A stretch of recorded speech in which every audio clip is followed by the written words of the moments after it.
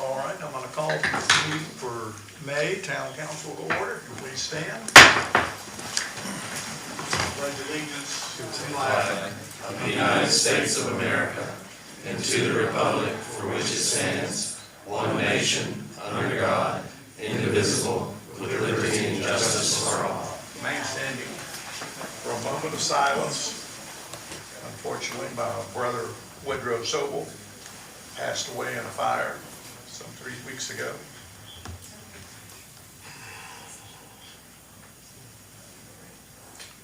Please be seated. We'd like to go ahead and take the opportunity to thank the fire department from Black Mountain, and of course there was other fire departments that responded to the fire at 12:30 on Wednesday the 15th in Broad River. Unfortunately, since it's 20 minutes out to where Woody lived, and the fact that unfortunately the bridge that the trucks could have crossed over were washed out in Hurricane Helene. They had to assemble on the road and run about 1,200 feet of line. There was other fire departments there from McDowell County, Henderson County, and from Rutherford. And they all went ahead and started feeding into the one truck to pump up to the house, but unfortunately by that time it was a lost cause. But the fire department of Black Mountain did a wonderful job, and I just want to congratulate them. If y'all had been there to see the work going on, the coordinated efforts, I think you too would be proud of all the men that were there and the women that were there too. It's a terrible tragedy. Sorry. Ethics statement: in accordance with the Code of Ethics adopted by the council, all council members have a duty to conduct the affairs of the governing board in an open and public manner, free of conflicts of interest. Is there any item on the agenda that the outcome of which will have a direct, substantial, and readily identifiable financial impact for any council member, his or her family, or close business associates? No. No. Does any council member have a financial interest in any public contract coming before this council today? No. There being none, all council members have a duty and an obligation to vote. Richard? Okay, first item down on the agenda is the appointment to fill the vacant seat that was vacated by Pam King. It's up to the board. You did accept applications, and there were a total of, I believe, 8 applications submitted. And at this time, it's up to the council if they choose at this particular time to fill that vacancy. Does the council have any particular method in which they wish to do this? Do they wish to talk about the candidates? Do they wish to just simply, because you have a ballot in front of you, you can just go right ahead and fill that in and then pass it on to the rest of them. That's what you want to do. I would just take a minute to thank everybody who applied. I was encouraged by the 8 candidates that there was that much interest in this position. I'm quite encouraged by that. And I think for the sake of transparency, I'll share a little bit about my thinking around this process. And it goes back, I guess, to when I was elected the first time, 6 years ago, when I came on, and at the time it was Councilmember King and Vice Mayor Portillo were elected alongside me. That's time there were 4 of the 6 people serving on the town council had been appointed to that position. And the way the town charter was written, appointments were for the remainder of the term of whoever they're appointed to. So if someone was appointed 1 year into their 4-year term, then they serve for 3 years. The three of us that had been elected with support from Councilmember Stone, the former Mayor Harris, and former Councilmember Tim Raines, updated the town charter to read that if an appointment is made, then it was only up until the next election. And I think that was fair, and I'm very glad we did that. But I do think that changes the way I am looking at these 8 applicants. There are 2.5 years left in Pam's term, and so instead of thinking about who I think would do a great job for the next 2.5 years, I need to look at the next 6 months, and this 6 months are going to be particularly difficult, I think, for the town. We will have a very difficult budget post-Helene. We will also have the appointment of a new town manager and the onboarding of that town manager. And so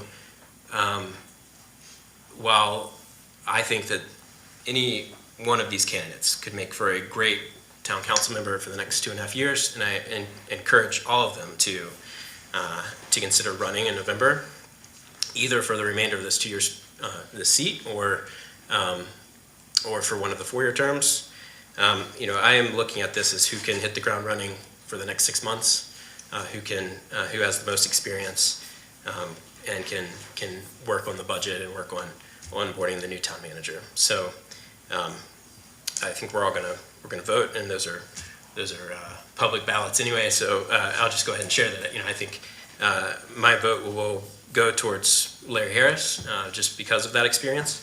But again, it would be an honor to serve alongside any number of these candidates. So I'm grateful for all of you who applied, and again, I hope that you'll consider running in November.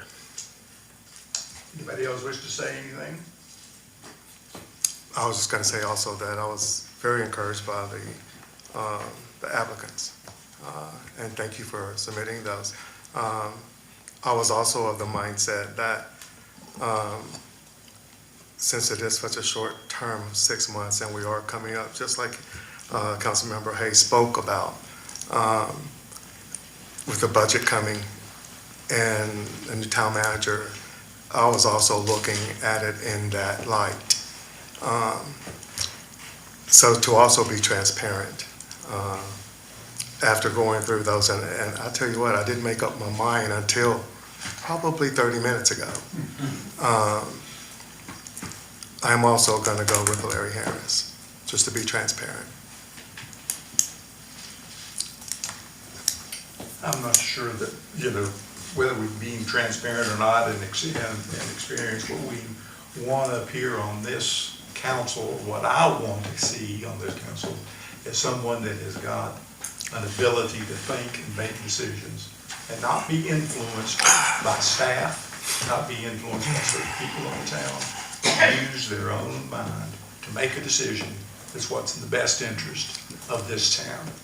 And it doesn't take experience to be able to do that. And I trust our council enough to believe that they are using their sound mind and judgment. Well, I think we were fortunate that we had 8 applicants that met that criteria, that will be independent thinking and will do what's best for this community.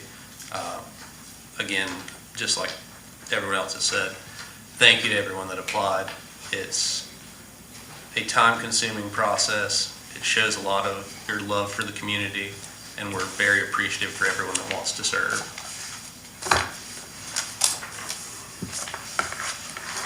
All right, if you will pass the ballots on down, please.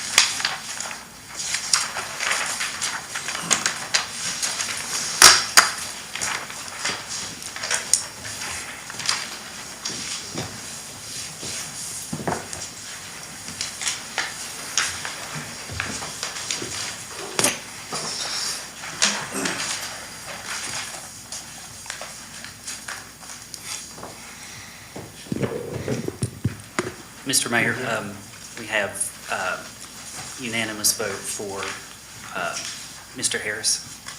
I don't know if Mr. Harris is here. so.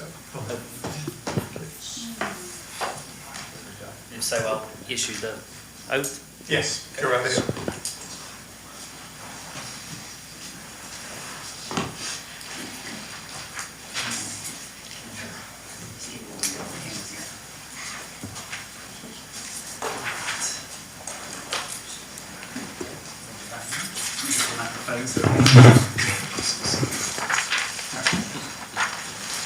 Repeat after me.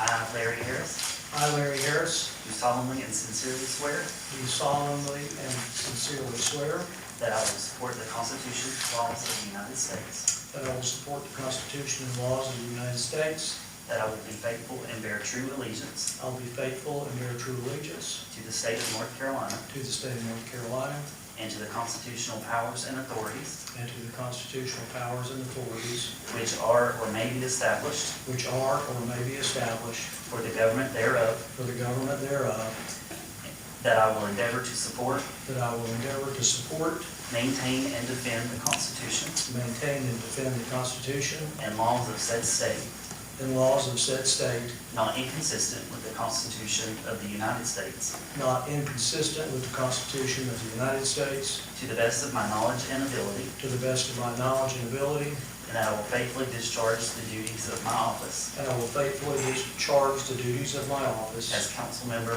for the town of Black Mountain, so help me God. as council member for the town of Black Mountain, so help me God. Congratulations.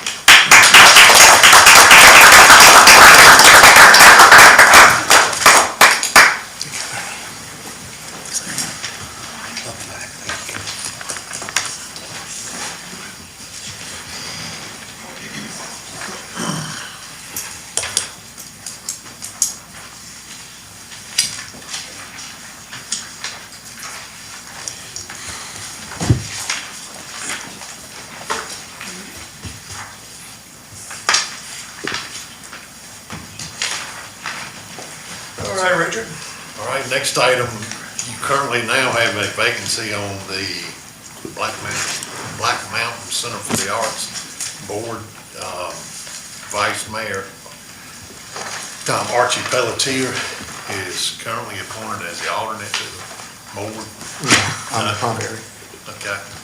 I thought Pam was the, On the, Oh, this is for the. This is the for arts. You're yeah. correct. Yeah. You're correct.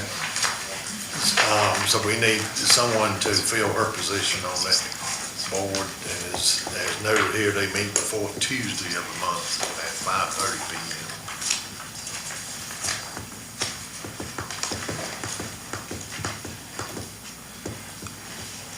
If it's so amenable to my colleagues up here, I would propose, and Larry, if you don't mind this as well, I would be happy to take on the seat on the Center for the Arts Board if Larry could take over my seat on Land of Sky on a board that he's. Is that the third Thursday? Yeah, I believe it is. I think it is, yeah. I can do that, I believe. And just so folks know, Larry has previously served on that board, has been the chair of that board, could take over seamlessly for me there. Thank you. I'm happy to do that. Okay. We have nomination names. From Ryan.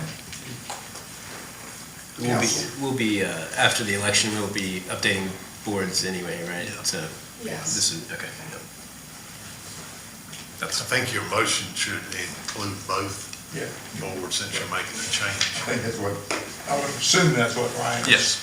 motion was for both. I'll move to appoint Ryan Stone to serve as the regular member on the Black Mountain Center for the Arts Board representing the town of Black Mountain, and to appoint Larry Harris to serve as regular member on the Land of Sky Regional Council representing the town of Black Mountain. All right, any discussion? If not, all in favor? Aye. At this time, I'd like to go ahead and say that that's a very good thing for the town, for us to go ahead and be aware of what's going on outside the community, and to let that council member that is on other boards too, to go ahead and come back and to inform us what's going on. I do hope that with that now that we're gonna have a new town manager shortly, and maybe we can change things to where we could have town board members also be liaisons to some of our departments, whether it's the water department, the recreation department, to keep us up here informed as to what changes are going on in those particular departments. I think the liaison system is a good thing. They're not a voting member of those boards, but they're there to go ahead and to pass on to this board and to the mayor information. All right, what we got next? All right, next item is to appoint an alternate member to the MPO Board of Directors for the French Broad River Metropolitan Planning Organization Board of Directors. And currently Vice Mayor, you're the The primary. primary, yes. Any nominations?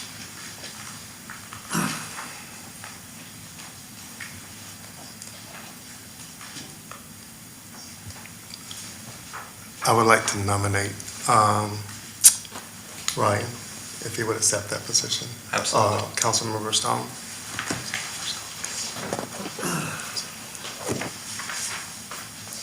Okay. Heard the motion. Any discussion? If not, all in favor? Aye. All right.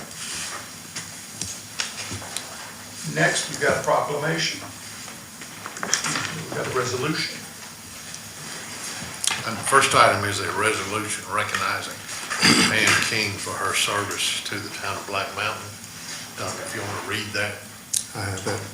uh, Resolution number R-26-42, whereas Pam King faithfully served the citizens of the town of Black Mountain as a member of the town council from December 2020 through April 2026.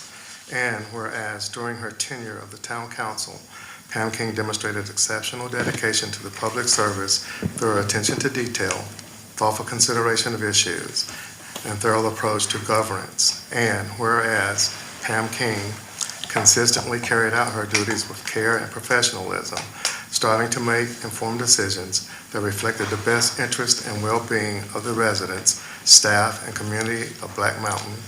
And whereas Pam King represented the town admirably by serving on the Land of Sky Regional Council Board of Delegates and the Black Mountain Center of the Arts Board of Directors. And whereas Pam King holds the distinction of being the 12th female to serve as a town council member since the incorporation of the town of Black Mountain in 1893, representing an important milestone in the town's civic history. And whereas the town council wishes to formally recognize and express its sincere appreciation for Pam King's commitment, service, and contributions to the town of Black Mountain and its citizens. Now, therefore, be it resolved by the town council of town of Black Mountain and the city and the council hereby extend its gratitude and appreciation to Pam King for her dedicated service and extends its best wishes to her and all her future endeavors. And this resolution will be presented to Pam King and a copy placed within the town records, adopted by the Black Mountain Town Council this 11th day of May, 2026.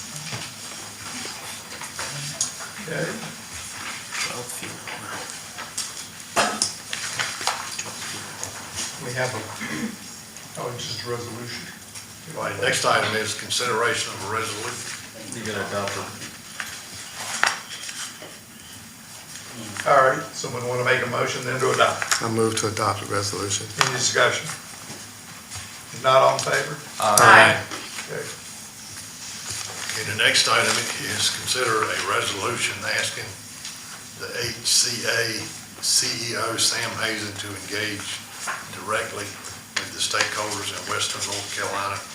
Just to give you a little bit of background, this resolution came out of the Land of Sky Regional Board of Directors on March 25th, 2026, and asked Mr. Sam Hazen, CEO of HCA, to come to western North Carolina and meet with elected officials, healthcare advocates, and other community leaders, and be accountable for HCA's decision at Missionale, and engage in a collaborative and transparent dialogue to develop a plan for long-term permanent improvement at Mission Hospital and throughout the Mission Health System. There is a copy of that resolution attached, and there's also a draft resolution for the town of Black Mountain to adopt. If it's agreeable to everybody unless Ryan's son wishes to read the resolution that we just adopted as is, or do you want to read it? I'm fine to adopt it just as is, but Okay. I believe we've got some comments down here. Mr. Mayor, I wish to recuse myself because I serve on the board of Mission Hospital. And am I allowed to make comment? I can't vote, but am I allowed to make comment? Well, the only comment I wish to make is just to inject into the minutes of the meeting a statement that I prepared to send to the town clerk. That's agreeable to everyone. I don't need to make a statement or read the statement. Is that agreeable? So, yeah, he would need to be recused. Yep. So you need a motion to recuse him. Oh, we do, yes.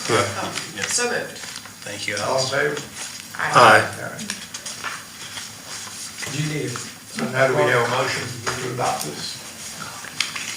I would make that motion to adopt the resolution as presented. Okay.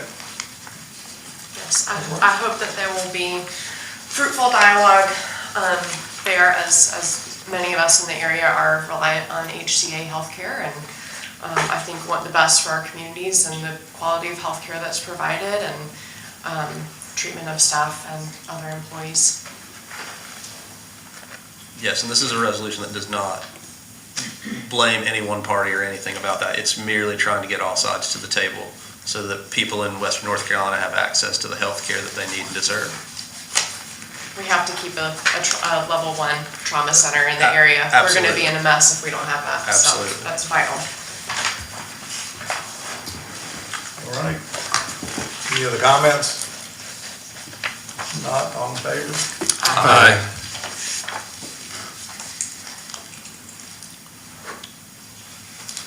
Okay, next item, we wanted to introduce the town of Black Mountain's new Parks and Recreation Director. So I'll ask Jacob Gio. I'll let him say, hey, Please have a seat, Jacob. Thank you very much. Self, today was his first day and he's still here, so. How you doing, Jacob? Welcome. Thank you very much. I'm excited to be here. Welcome. Love the area, love the town. Thank you guys for all you do. Okay. Well, we look forward to you getting up and running as quickly as possible, because you're right in the middle of this busiest season of the year now. Absolutely. Absolutely. Thank you guys. Glad to have you. Thank Glad you. to have you. Thank you. Glad to be Welcome, here, guys. Jacob. Thank you very much. And we've got him stuffed in one of the offices over here with some of the other staff. Shoulder to shoulder. Before we go any further, it's been brought to my attention from Richard that he wanted to go ahead and do, not he, but we needed to have a closed session. So we need to amend the agenda, and we need to have that done in a unanimous vote in order to add a closed session. And that would be under attorney-client privilege. That's the statute. And we'd be adding that to the end of the meeting, correct? At the end of the meeting, correct? I would make that motion to add the closed session to discuss attorney Anybody want to privilege. debate it? If not, all in favor? Aye. So, Wesley, if you'll mark that, please, so that we'll be on the very end. Okay, now we can continue on, Richard. Okay, now we want to update you on our town capital projects and grants. Matt Begley has been working extremely hard on this extensive list, so he's going to make a presentation for you. We gave you a very large sheet last week of all the projects. We think we have all of them identified, but we're still looking. That kind of gives you an idea of what we're working on and the amount of match the town has to provide on some of these grants. So this time I'll turn it over to Matt. All right. I would like to first thank you guys for the input that you had into this presentation and the things that you wanted me to highlight. That was really helpful in forming the presentation itself. So I guess we'll just go ahead and get right into it. I wanted to start with some of the things that you guys passed in November. Specifically, you had the principles of recovery, and also the principles for funding strategy for recovery projects. So these were priorities that you wanted to set as council, and we've been following these as well. So just some of the ones that I wanted to highlight. Some of them are more easily able to be highlighted than others, with life safety risks, or life safety and risk reduction, and continuity of operations, the public safety personnel being moved out of that facility, and you voting to cash flow that project with funds that we had gotten from another FEMA project was very helpful. So I wanted to highlight that one. As far as the decision making, we've been careful to ensure that a lot of larger projects that will have cash flow issues have cash flow attached to them. One of those being the pedestrian bridge at Veterans Park. Right now it's currently estimated to be about 1.3 million. That number will likely increase as we add hazard mitigation to that project. We have several partnerships, highlighting number 9 with the School of Government and other various funding agencies like DEQ, and Land of Sky Regional Council has been absolutely, don't know how we could do this without them. They've been really impactful to this effort.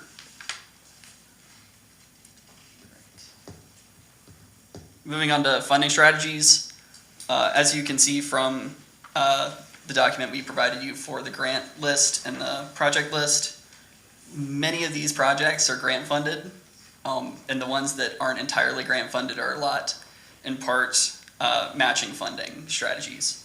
So we've been trying to maximize the external funding, knowing that this is one of the best external funding landscapes that we will have as a town for the foreseeable future. There are a lot of programs that are Helene specific, and those are really helpful in funding these recovery projects. So many of these projects are not just for recovery. A lot of them have mitigation attached to them to make our infrastructure more resilient and hopefully have less damage in the next storm. So just as an overview of the landscape for projects and grants, there are a lot of Helene-specific programs, as I mentioned, so now is a very good time for getting grant funding.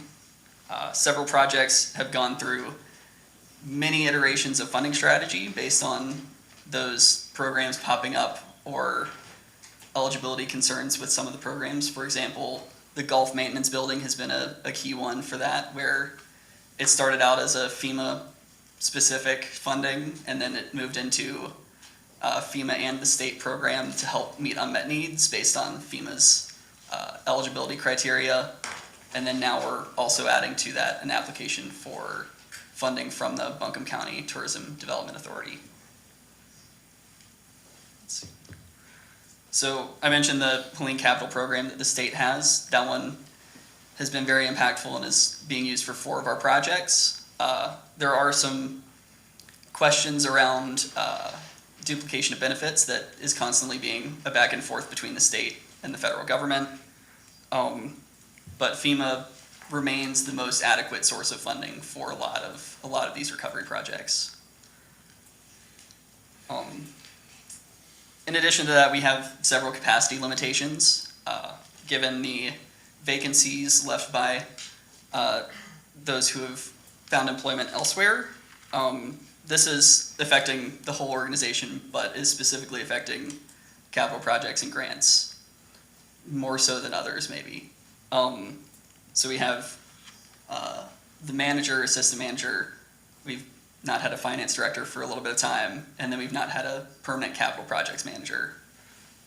Chad Goins, who is the interim project manager, has stepped in, done a great job, taken a lot off of my plate and Richard's plate, but we're still, we've lost that institutional knowledge that we had from staff members who have been here for several years. And then I'll talk about this more later on, but we have a greatly increased number of capital projects compared to other towns our size and other staffs our size. So that's been another concern of mine as we have this turnover and as we have this onboarding process.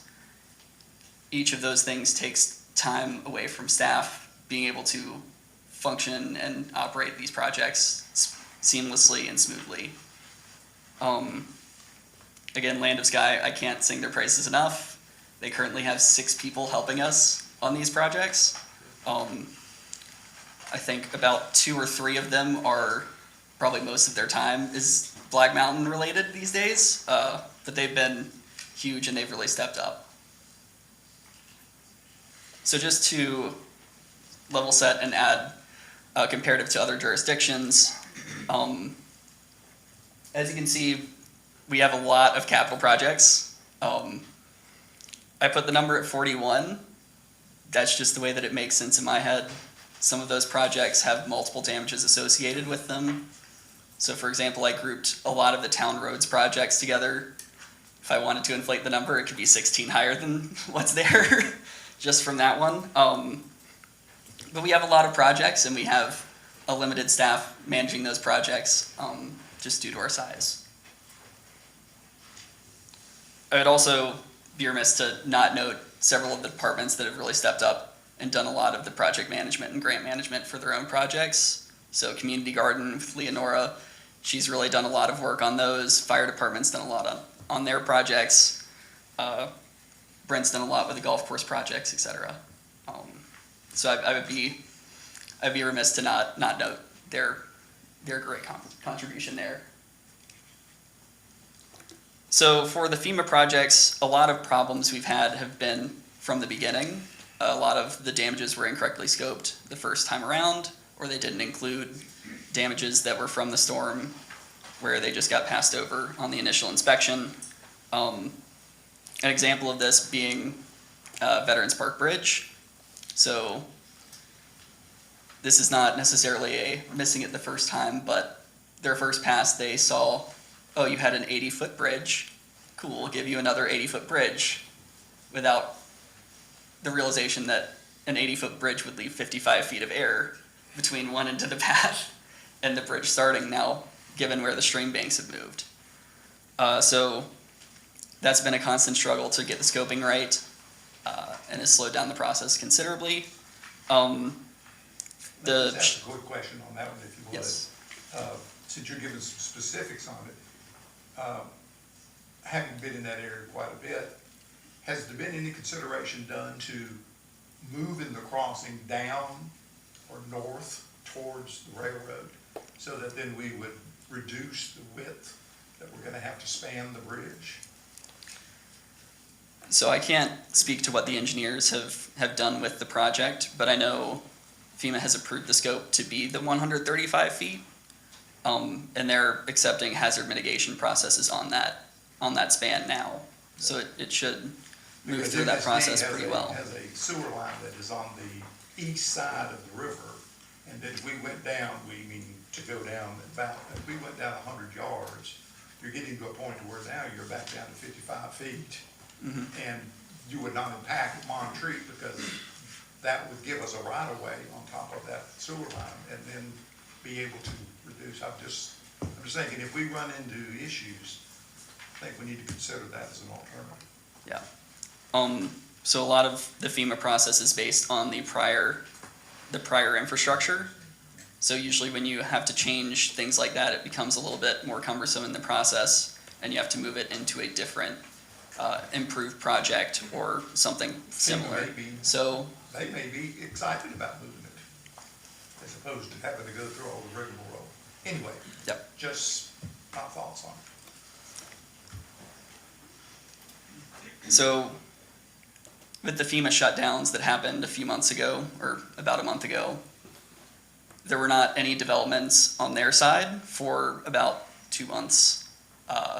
They were only working on emergency projects, so a specific category of FEMA projects, which right now only really includes the temporary facilities for planning and public works. So a lot of progress did not happen on those projects, given the status of FEMA at the time. Another thing to note is that there were several projects that the town had that were dropped to a $0 obligation after insurance was factored in, where when FEMA determines the value to be less than insurance, they will drop their obligation to 0 to prevent duplication of benefits with insurance. There are several projects like that where we've then gotten that response from FEMA, and we've sought out other sources of funding, one of those being the vehicles project. So replacing a lot of the public works vehicles, we found an alternate source, and we're working through a USDA application to get funding for that. On this particular sheet here, is that noted in any way that FEMA would be zero? I can amend the sheet to note I that. think that would be helpful for the board to be able to see that. Yeah, right now, it is one of the purple lines, vehicles, all departments is the item. But I can make a note that FEMA obligated $0. Yeah, and the other ones too. Yeah. You just mentioned that just as an example. So another recent development is the appeal for the public safety building to be a project that is, right now it's discontinued.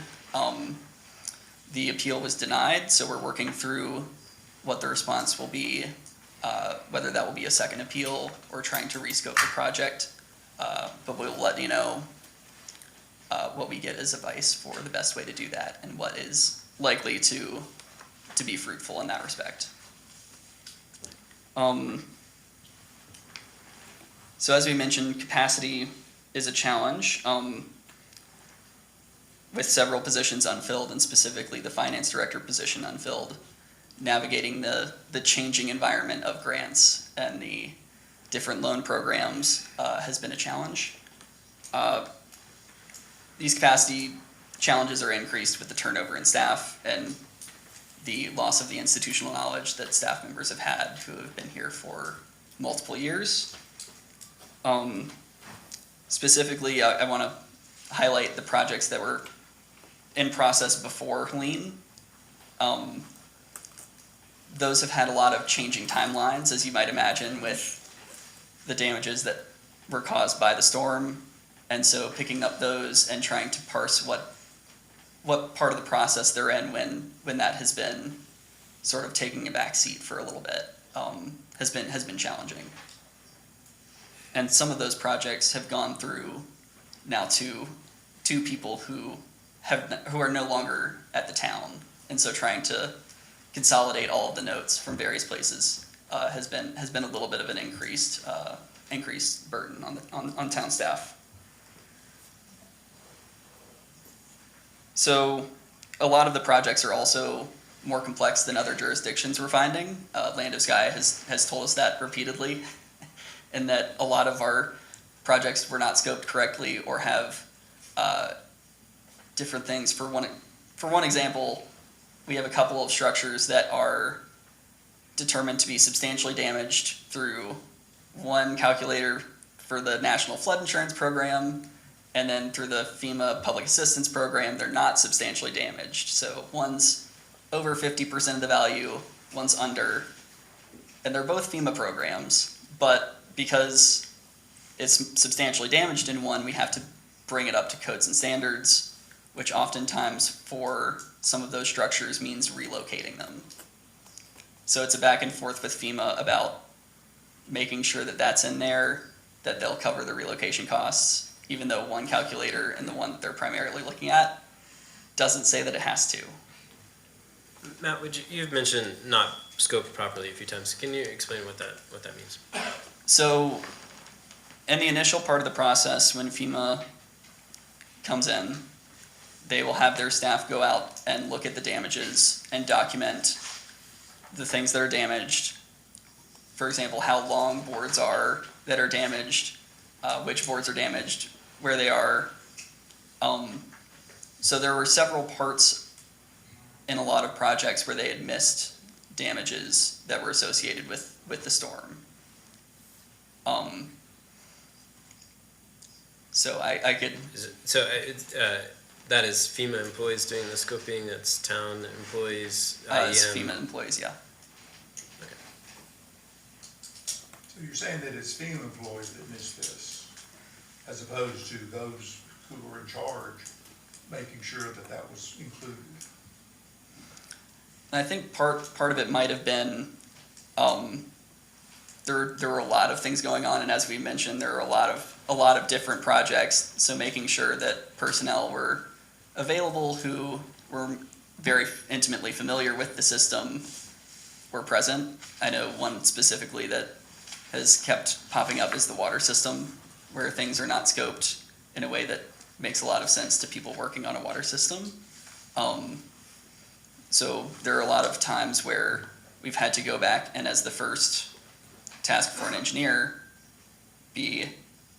make sure that we have all the damages documented, compare it with what FEMA has already, and then make sure that you have a recommended method of repair for the damages that you see. So that's been helpful to have the engineers take the first pass at the FEMA scope and say, are there any things that are missed in that scope? Another thing that I'll note as a challenge, and I mentioned it briefly before, was the duplication of benefits. So there are a lot of things where there are several programs that are available to the town or that the town is using, and you also combine that with insurance and making sure none of those things overlap. FEMA gets a little shy when it comes to multiple funding streams for a project, so just making sure that those don't overlap and that there aren't any damages that are documented on both of them.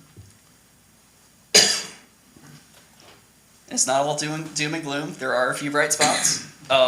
So one of the biggest bright spots is Land of Sky Regional Council. They've really stepped up, and as I said before, they have 6 different people helping us, and that's been a huge assistance for us. Another bright spot is that almost all of the projects that we have some method of already having obligated funding or have a clear avenue to where we can find a grant or a zero-interest loan, forgivable loan, et cetera, to fund a project, which is, I think, a remarkable thing for this many projects. That's great news. Doesn't mean that it all moves quickly, but at least some of the matchmaking has been done. I wish it did move more quickly. Yeah, we all do.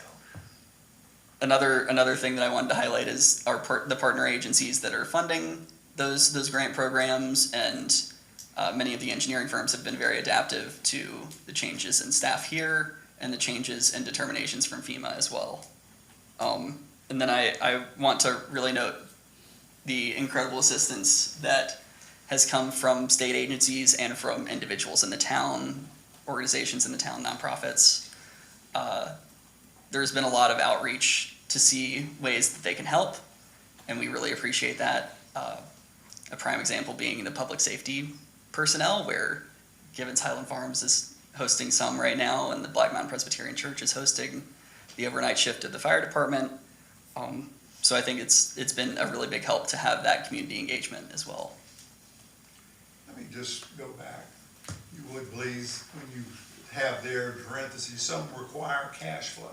Yes. I was just looking through this, and of course, this gives us, this is really the first time that we've ever had anything that can show the board what kind of obstacles that we're up against.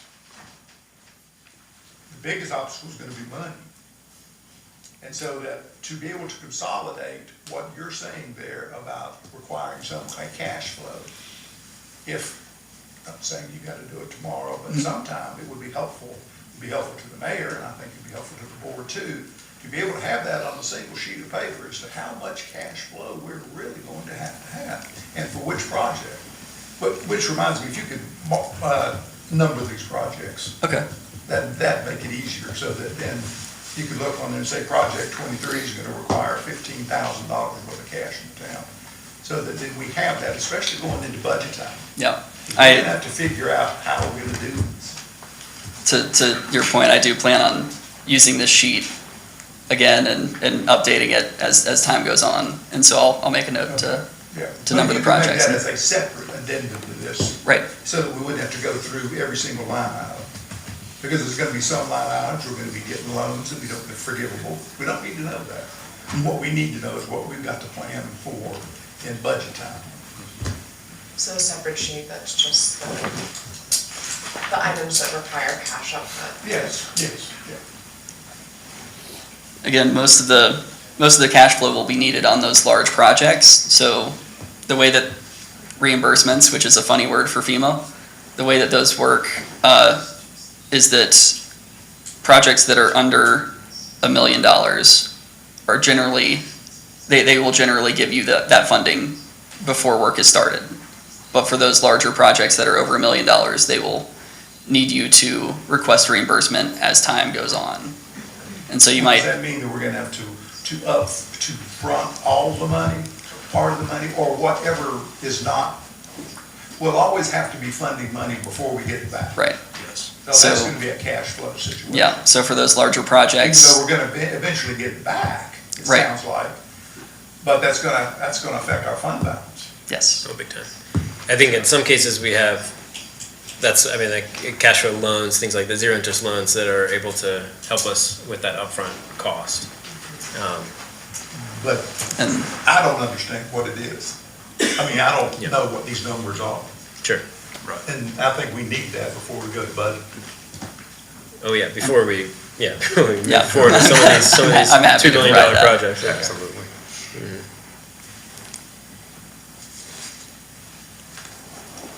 So I just wanted to highlight some of the ones that are upcoming, and there are some of them on this sheet with an asterisk next to them. We have several large grant funds that we've applied for or in the application process. So as I mentioned before, we're applying for funding for vehicles from USDA, so that's about $500,000. We've got an application for the LIFT program from the Buncombe County Tourism Development Authority for the golf maintenance building. That's about $1.3 million, I believe. And then community development block grant, we're still working on the scoping for that, but we will be looking at that one for the public safety building and for the Center for the Arts. The HMGP program, we have applications to that. That is a FEMA program designed for hazard mitigation specifically. So we're looking at that for a lot of the water system projects as well. And then that's all I have for the presentation, but if you have any more questions, I'm happy Yeah, I've to. got one here on this. I'm just wondering why this is, because all this that's on the sheet in here, front and back, everything is related to hurricane damage, correct? Or it seems to me like This it's is- including some other projects. This is including all projects. I think hurricane-related ones probably take up a good 70% of the projects that the town is managing. So that when you say 41, that's all projects. Yes, sir. Probably, just for using the numbers, probably 25 would correctly identify the projects from the hurricane. Right. The other 16 would be projects that have just been ongoing. Yes. I.e., the one So- about the Greenway, the Flat Creek, the Greenway going through town, the Riverwalk Greenway. Yep. So that one is an ongoing project that we're picking Now, up. are you working on that one, or is Chad, or is Michelle, or all three of you working on that particular one? So a lot of the ones that are pre-Helene projects that are ongoing are being managed by Chad and myself as sort of managing the budgeting aspect of it. Chad is managing the project side of things. If you would, get back to me, if you would, who's got that one, because I'd like to sit down and ask very detailed questions on that particular one.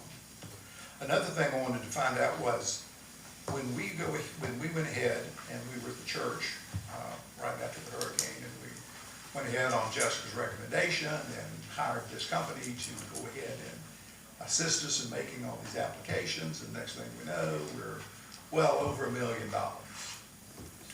Where do we stand on that as far as the amount of dollars that we first of all, that we've paid to them, and that we could possibly get back from FEMA, or are we still where we have to pay them more money? So Well, I I can think, answer that one for you, Mayor. The town originally signed an agreement for $1 million. You have currently spent almost $800,000 of that $1 million. We have just recently canceled that contract because we got Land of Sky doing the same thing for us now for free.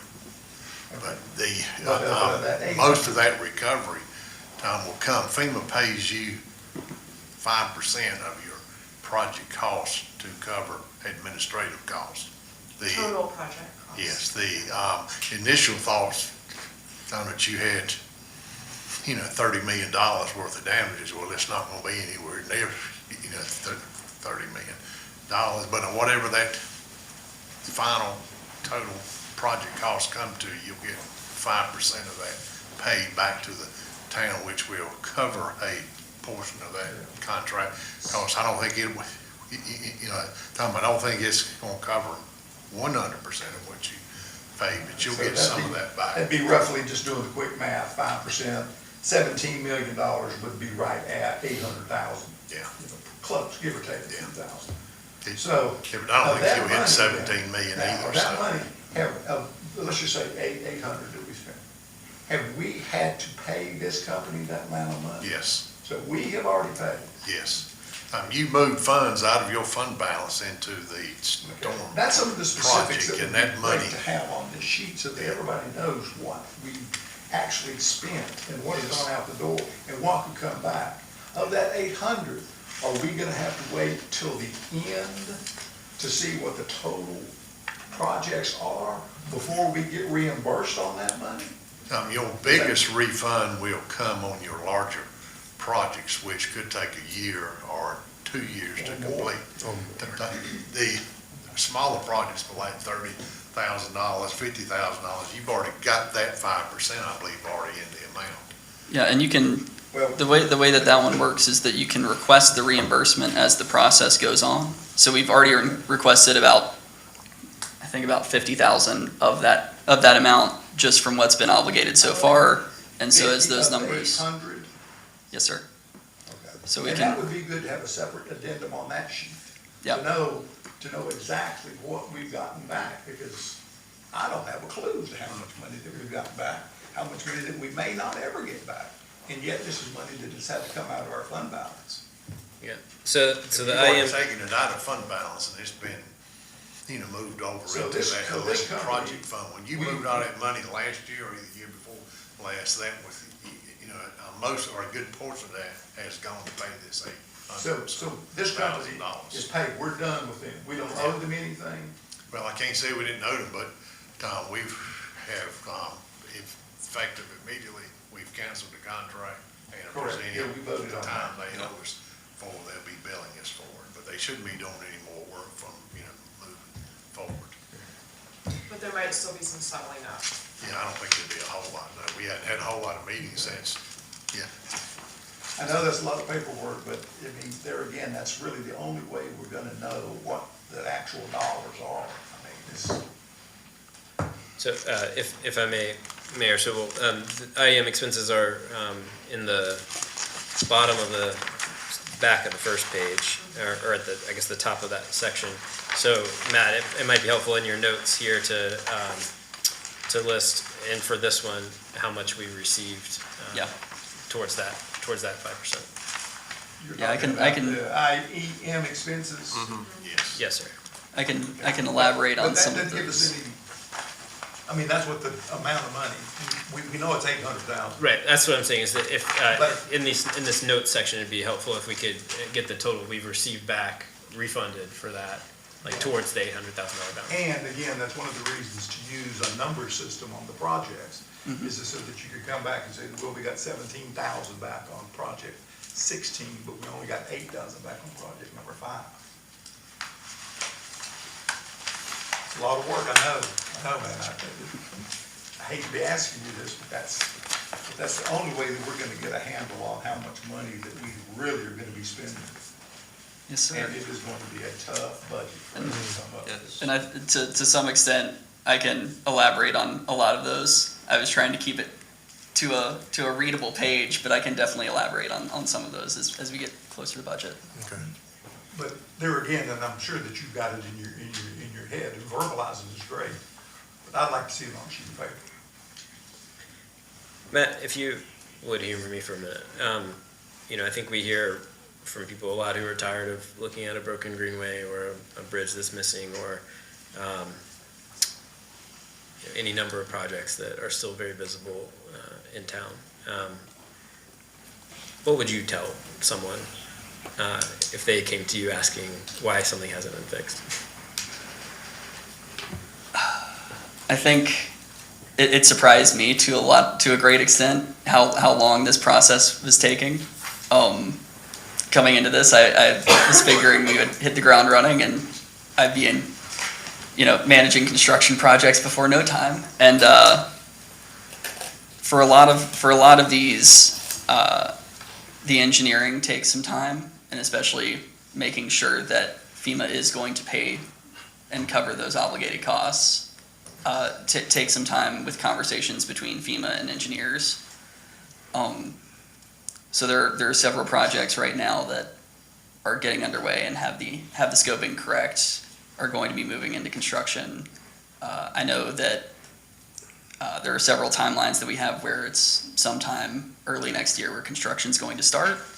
There are several that are starting construction as soon as we finalize a contract. So Hilltop Road is one of those projects that we are currently reviewing the contract and making sure that we have the contract language correct.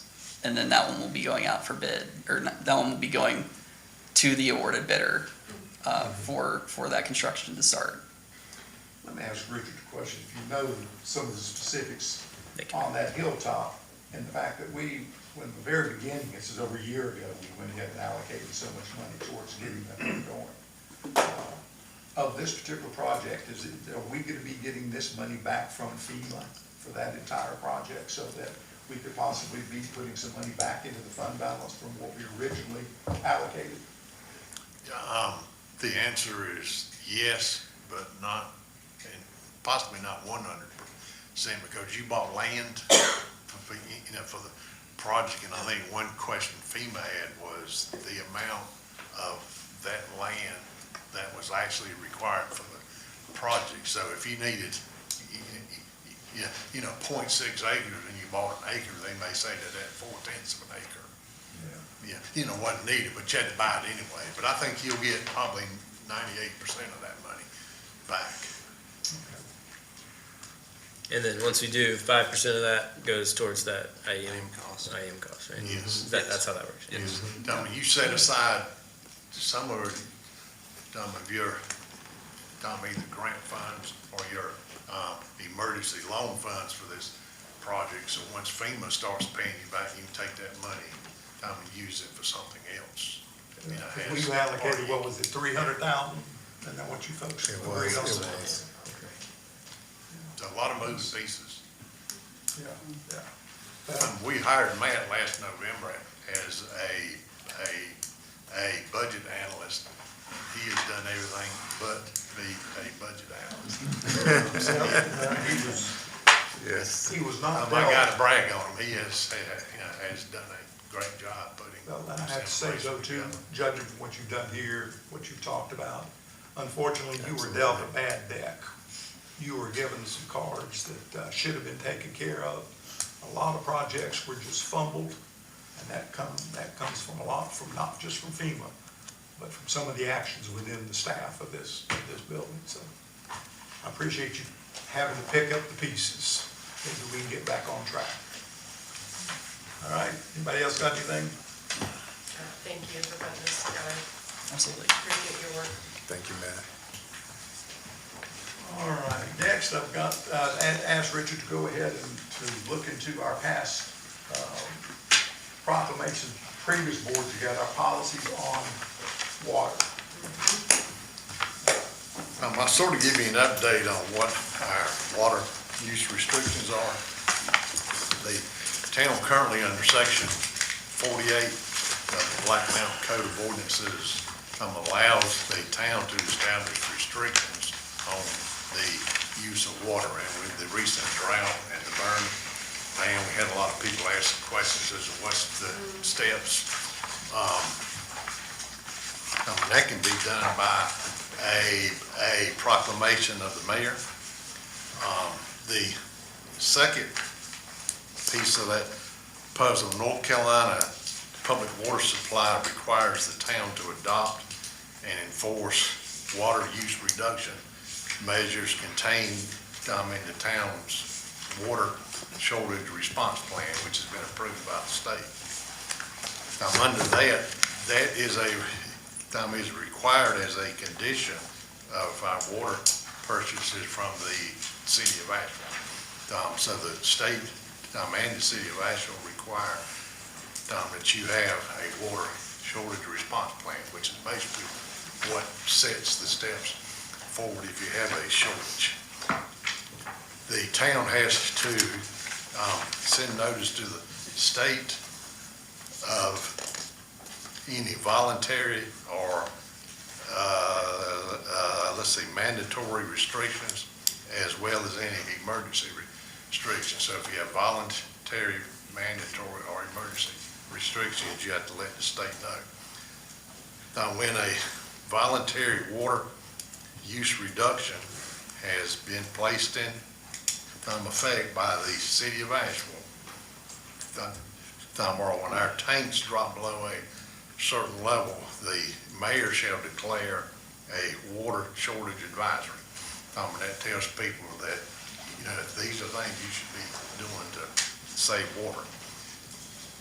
When a mandatory water use reduction place is in effect by the city of Asheville, and again, when water tank levels drop below a certain level, the mayor shall declare a water shortage alert with mandatory restrictions, as it says what you can and you cannot do during this water shortage.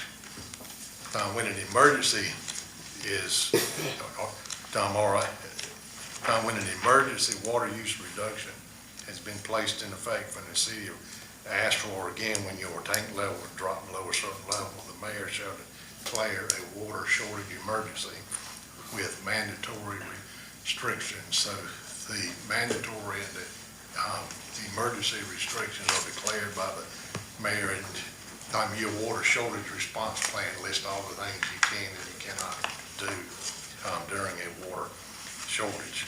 And both of those mandatory and emergency violations can result in fines or a disconnection of your service if you don't comply with those restrictions. So in our last event, the city of Asheville never declared any mandatory or voluntary or emergency restrictions. So basically, we took no action at that time. But once the city of Asheville establishes that either a emergency, mandatory, or voluntary restriction, then it's up to the mayor to issue those policies moving forward. So, that's kind of it, in a nutshell, as to what happens when you do face that water shortage. Specific question, because then you say it's one or two, there's one or two catalysts that trigger this, City of Asheville or our tanks. Right.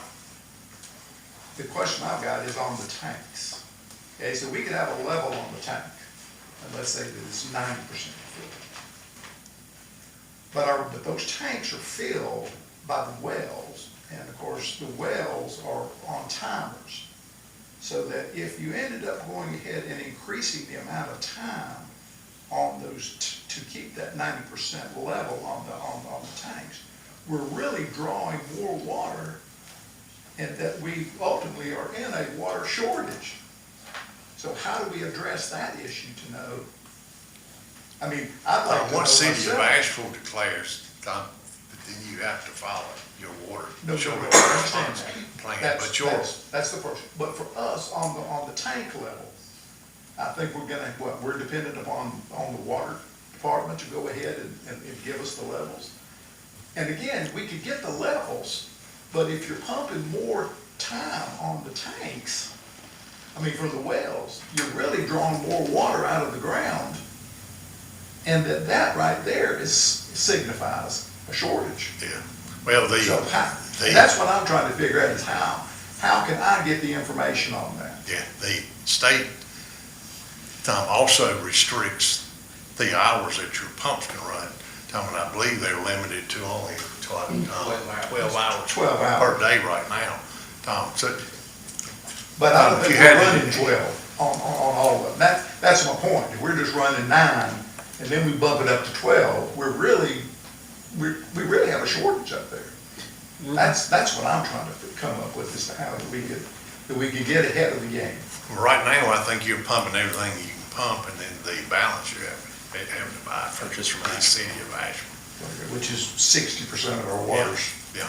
right now.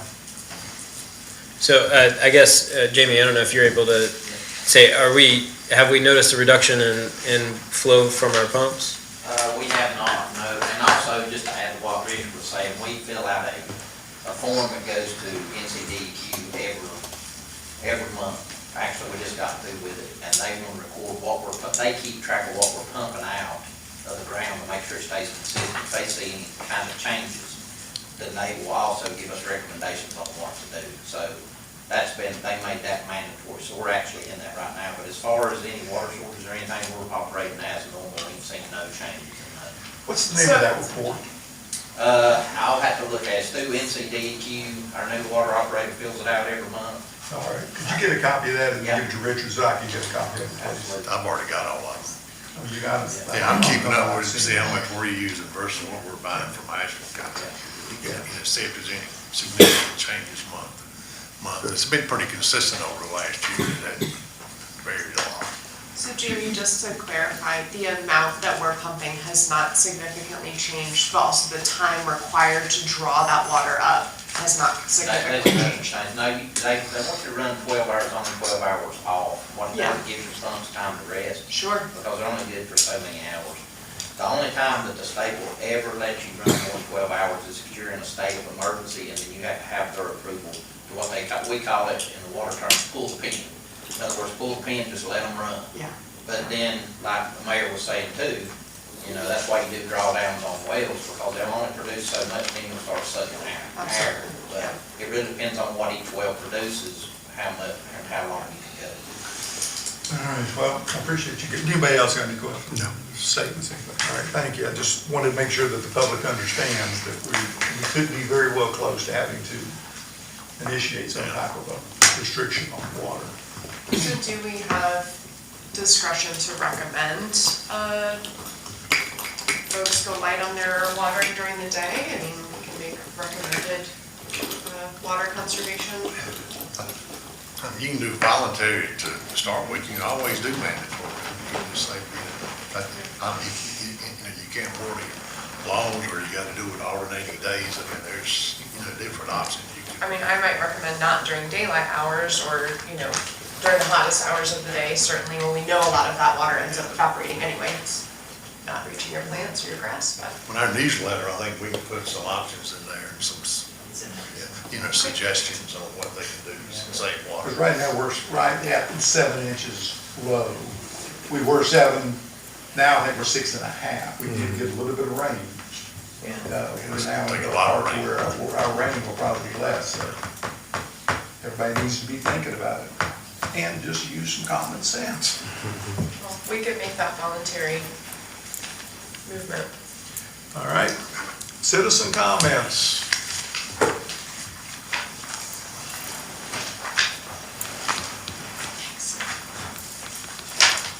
All right, first, Lisa Milton.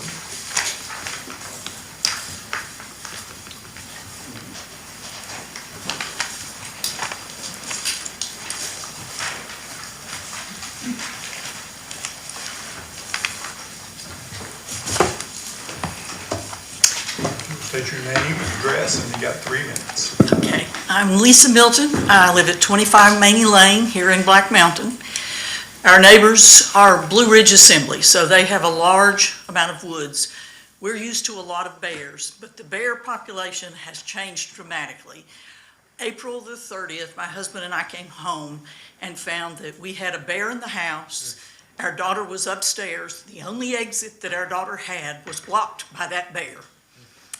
And luckily, she's big, she's strong, and she kept her head.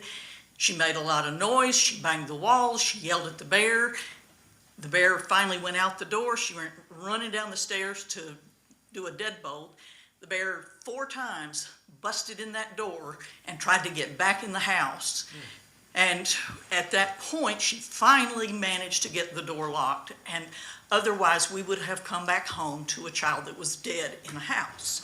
I don't wish that nightmare for anybody. Our daughter was large, she could defend herself. You two have children that are very small, that you need to understand the makeup of the bears has changed dramatically. We've been working with Ashley at Bear Wise. They have traps set. We have trapped bears. All of the bears that they trap are going to have to be euthanized. Not because they want to, it's because people are feeding the bears. The bears are losing their fear of humans.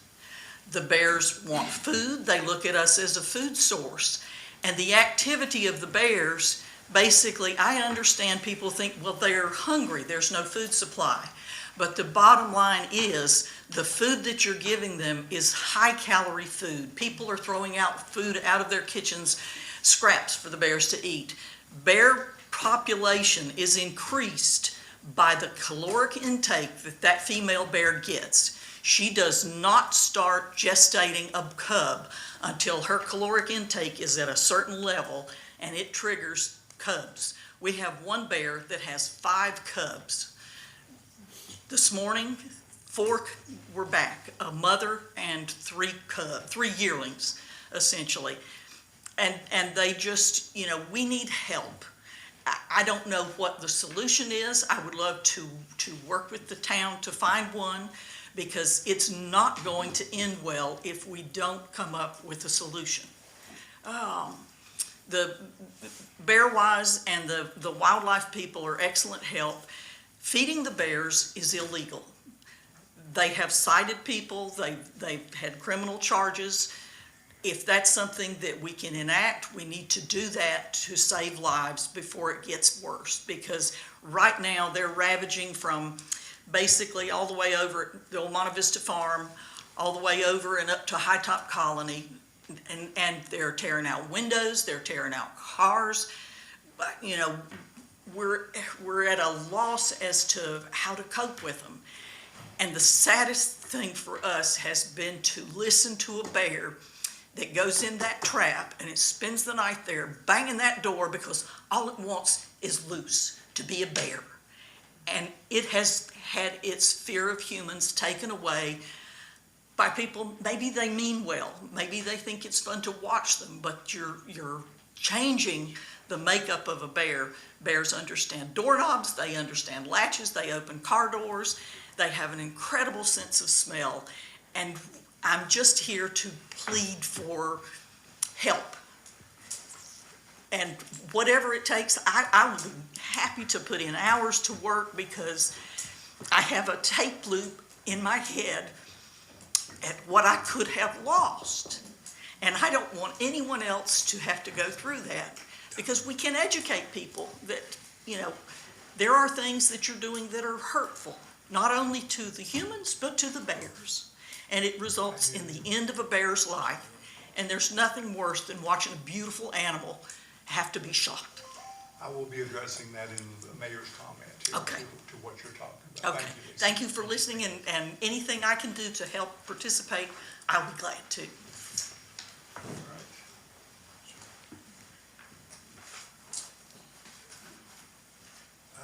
Next up is, it looks like Aronson doesn't want to speak. We'll scratch his name off.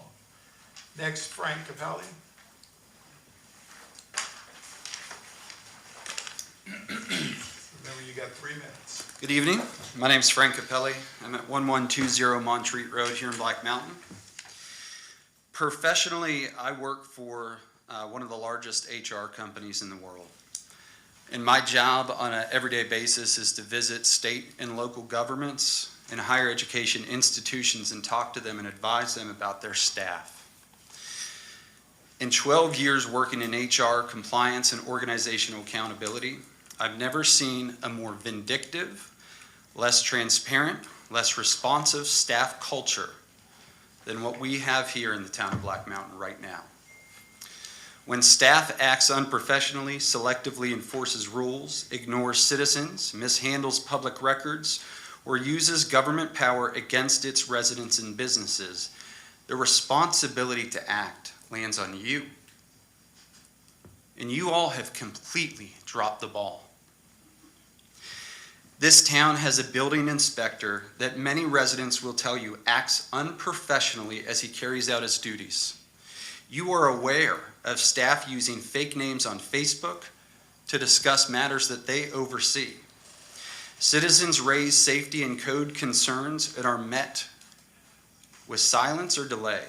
Local businesses like Open Oven, The Rail Yard, Black Mountain Brewing, Bush, all victims of a combative and punitive planning and zoning department. In a public records request, I found material in our zoning administrator, Russell Cates' deleted email draft folder that raises serious questions about whether planning and zoning staff use email drafts as a way to avoid public record disclosure. For those in the public who might not be familiar with this issue, there is a known practice where government employees avoid creating a sent email record by editing shared drafts instead of sending them. The appearance alone demands action.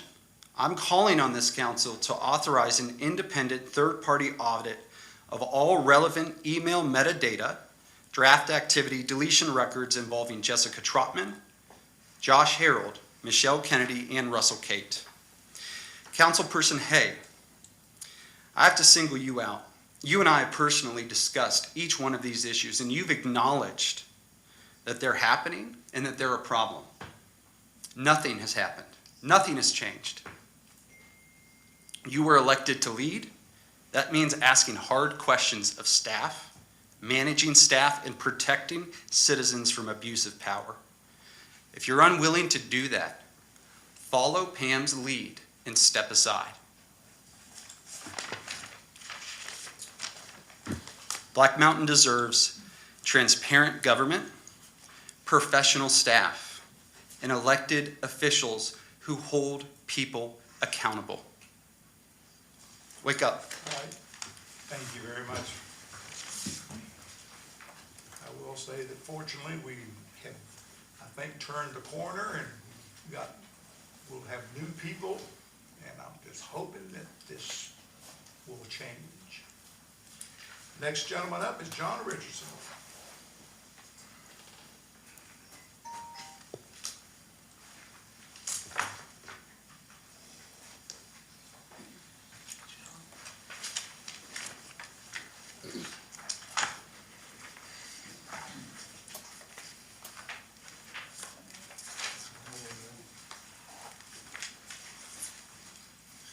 John Richardson, 111 Church Street.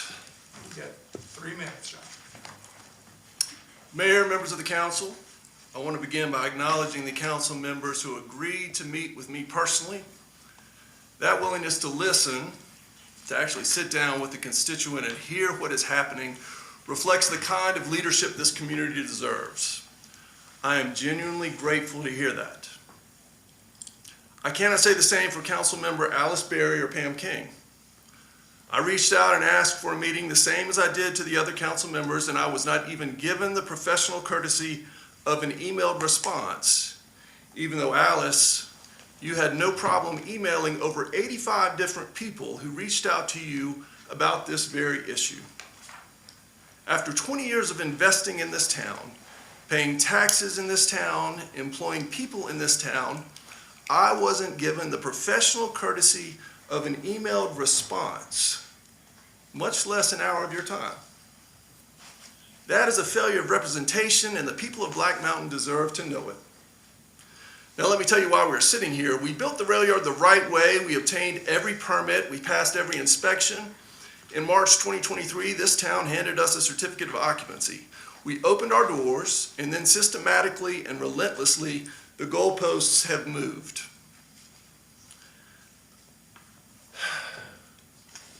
And then this town erected a chain link fence on our private property without a court order, without prior notice, without giving us any opportunity to appeal. That is not regulation. That is not public safety. That is the weaponization of government authority against a private citizen.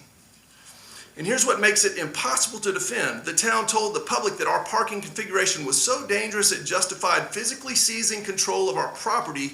Then months later, the town leased land from Norfolk Southern Railroad across the street and built public parking using that exact same configuration.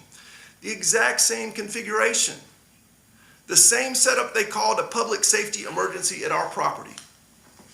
I've been in business in this town for 20 years and lived here most of my life. I have never seen anything like this. anywhere.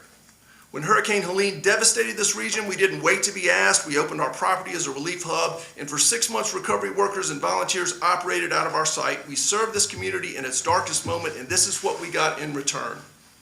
I did not want to file this lawsuit, but I will not apologize for it. When the government ignores the law and changes the rules mid-game and treats a 20-year member of this business community as an adversary, the courthouse is exactly where to go.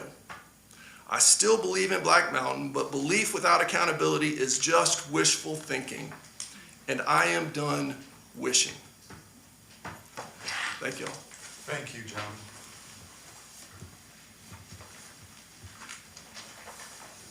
All right.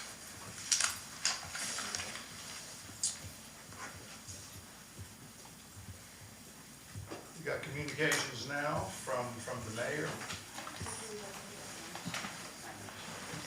I want to follow up on what Lisa was saying. And this comes not just because of what happened to Lisa, but also to neighbors of mine and also at my own house. I had to stop a phone conversation just last week because there was a bear ripping the screen at my back door. The bears have gotten into my truck now so much that now I have to go ahead and lock the truck. And that's not just, that was mama and 3 bears. I haven't seen the mom and the 5 bears yet. So anyway, it's time that we dealt with the elephant in the room. We've had meetings before, we've talked about bears, we've talked about going ahead and not putting out bird feeders, talked about this, talked about cleaning your grills. You can't clean a grill. There's no way in the world you're gonna clean a grill. Even the ladies from wildlife said, bears have a sense of smell 10 times greater than a bloodhound. So how are you gonna clean a grill? You cannot do it.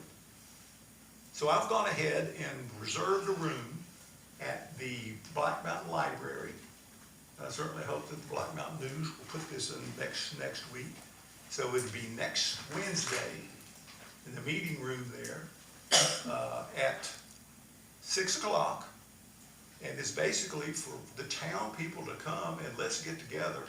We've got to go ahead and start on a plan, not idle chatter, but to reduce the bear population and how we're going to do it. So I certainly hope that you will tell your friends, those of you that are listening on TV will also come to the Black Mountain Library next Wednesday at 6 o'clock. And let's try to get some things together. This is not going to occur overnight, but we're going to have to come up with some plans. And I'm thinking basically more trapping is about the only way to do it. Problem with the bears is, it's kind of like the old saying it's hard to get the boy back on the farm when he's seen Kyrie. It's hard to get these bears back when they come into town. Why would I go scratch for an old acorn and an old hickory nut when I've got my choice of Thai, Mexican, pizza? I mean, we've got to deal with this, folks. I mean, this is not just something that let's just have a meeting and walk away. That's not the case. I've also reserved the room for the following Wednesday, same place, Black Mountain Library, to have an in-depth to start the conversation about AI. I mean, this is something, this train is roaring down the tracks. And I don't even try to even think that I can get out in front of it and stop it, nor any of us. But we've got to put some guardrails on this train. There are no regulations. I'm not saying that we can come up with it, but by God, we can start talking about it. If all the citizens in all the different towns start doing this, maybe we can go ahead and convince the legislatures to get off their dead butts and do something about this. We have gone ahead and been trained to think that this phone right here, that not only do we have to have the phone, but anything that tech tells us. I'm not trying to be a Luddite, and I don't know if y'all may know who the Luddites were, but the Luddites were a sect up in Scotland in the late 1800s. And they went ahead and they had their primary source of income was weaving. It was a family cottage industry. And they went ahead and would make cloth and then sell it. Well, progress started, the English moved up, built factories. And the Luddites went in there and burned down several factories and killed several people. Obviously, it did not stop the Industrial Revolution. And I'm not saying we're gonna stop it, but we've got to address it. Just because tech says that this new gadget is the greatest thing since sliced bread is not something that we have to agree with. Has tech helped us? Absolutely they have. Whether it's your phone, whether it's in medicine. But the thing is, they don't need to be the one driving the bus. We need to be driving the bus.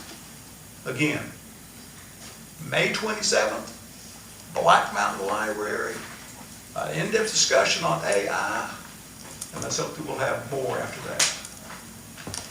That's what I've got. Anybody looking out here? Council, got anything to say? I just want to mention that you've heard a lot of the challenges that we're going through, so I thought I'd spotlight something a little more uplifting in the community right now. And for those of you that have a chance, I encourage you to go to the Black Mountain Library, to the meeting room now, and look at the current art show from the Art in the Afternoon students that is on display there. Miss S and the staff at Art in the Afternoon have put together quite a grouping, and these are very talented children in the valley that have made these pieces of art. She and her staff have provided over 600 hours this year of screen-free creative time for the children in this community. And it is just something that we should all support them in and, go and enjoy it. It's certainly very uplifting to see what they've done, what they're still doing, and what this community provides. Because although we're going through hard times, we are going to get through it. We are going to grow through it. And we're going to do it together as a community, as we always have. And so I just encourage you all to do that and to keep fighting the good fight and keep your heads up. There's a lot to be proud of in this community. And we do not need to get down focused on the negative all the time. There's room to improve, but there's an awful lot to be thankful for. Anybody else got anything? Just one comment on the Bears, because Lisa's comment is very troubling, I think, for anyone who's had a bear in their backyard, which I think is probably all of us, to think about bears breaking into your home and threatening your children is absolutely terrifying. I know that, or I don't know, I believe that bear trapping is regulated by NC Wildlife. So anything we were to move forward with would need to be in collaboration with NC Wildlife. There are probably a number of things we can do, which would, right now we don't even require trash cans. There's things like securing garbage, bird feeders, stuff like that, maybe in our purview, but I hope that if we're having discussions, community meetings, things like that, then we can involve NC Wildlife and Bearwise as much as possible in those discussions. No problem with that. I'm just simply saying that what has occurred in the past, it's just not working. Right. It's just not working. So it's time to change course. Now, I'm not saying we go out there and we initiate putting out traps ourselves and do that. But we got to do something, and we've got to start putting some pressure on some people somewhere to address this problem. Sure. Completely agree. So I hope the town council will show up at that meeting also. Anybody else got anything else to say? If not, anything from the town attorney? Yes, Mayor, thank you. So I've been practicing law for about 3 or 4 years, and during that period of time, I have represented several municipalities. During that time, I have represented folks in conflict with municipalities. Over those 30 plus years, so that's 3 decades of experience, I've met a lot of city staff, county staff, a lot of employees of our government. I just want to say that for people that were identified earlier, like Rick, Michelle, Russell, Kate, in my experiences with them, they've been very professional, and they've worked very hard for the town. So I just want to give my opinion based on 3 decades of dealing with government, either on one side of the fence or the other. You should be very proud of the people that work in this town. So that's what I have to say, Mayor. Thank you. And that's fine. And there's no question that we have some good people. That doesn't mean, like Ryan mentioned, there's not room for improvement. I understand. I didn't mention the gentleman's And so comments. I was mentioning my own personal I opinion. didn't say anything else. I'm just saying that there's room for improvement, and now that we're gonna have a new town manager, a new finance director, we've got a new recreation director. I think this board has a chance to really show the public that it's listening. I don't have any comments, Mayor. Okay. All right, consent agenda. We have several items on the consent agenda. One is adoption of the meeting minutes from March 5th, March 9th, March 12th, April 1st, April 9th, and April 13th. You have the monthly tax collector report. You have a consideration of a resolution repealing resolution number R-25-103, entitled a resolution to amend the fiscal year 25-26 budget for golf course, bridge repairs, and cart path repairs. You have a, 8D is a resolution approving the purchase of a Connex box for evidence storage and armory. And then the last item is a resolution authorizing an agreement with Anchor QEO of North Carolina PLLC for professional engineering and architectural services. One thing, I just wanted to talk to the board because they set the agenda. But I think it would be good if we could try to expand this monthly tax collector report into letting us know where the money's going. Have we increased fund balance? Have we decreased fund balance? What have we, what do we have left? So that when an item comes up that we have to spend money on, we can look back, we have some idea. I'm not saying we gotta have a full accounting report here, but the monthly tax collector report is, that's just a little snapshot. That doesn't really tell us really where we are. And that's what we need to know. So I'm just trying to see if there's some way that we can expand that.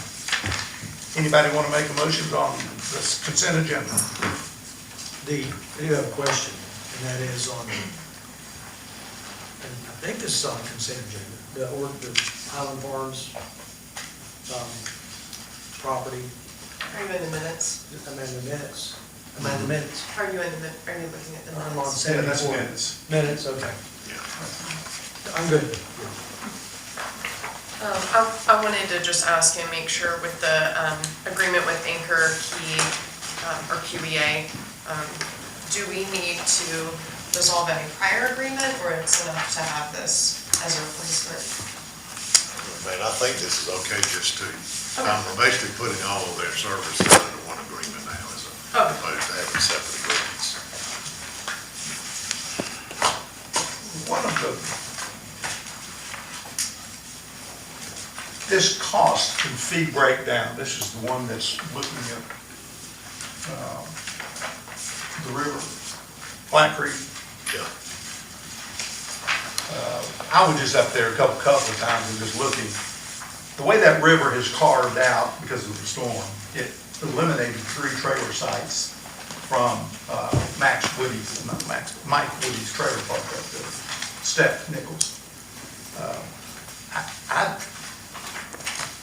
I went ahead, when Josh asked me, I went to see Mike Woody and talked to him about this. And we went up there.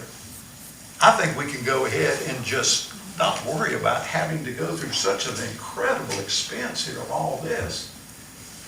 those spots are no longer usable because I think that he got involved by the FEMA. The way this is set up, it's almost set up like a hypotenuse. We've got the right angle of the river, but if we do a hypotenuse right across where those were, this is not going to be complicated to fix. So you're suggesting we don't need an easement? I'm missing something, and can you We spell it out for have me? an easement right now. Okay, We already have an easement through his property. okay, Specific, site specific. okay, And we may have to get an easement through that. okay. But I'm just saying, with the exception of trying to go through, I don't know if we're doing all of this because of FEMA. I just think that it's a faster way to get this thing done.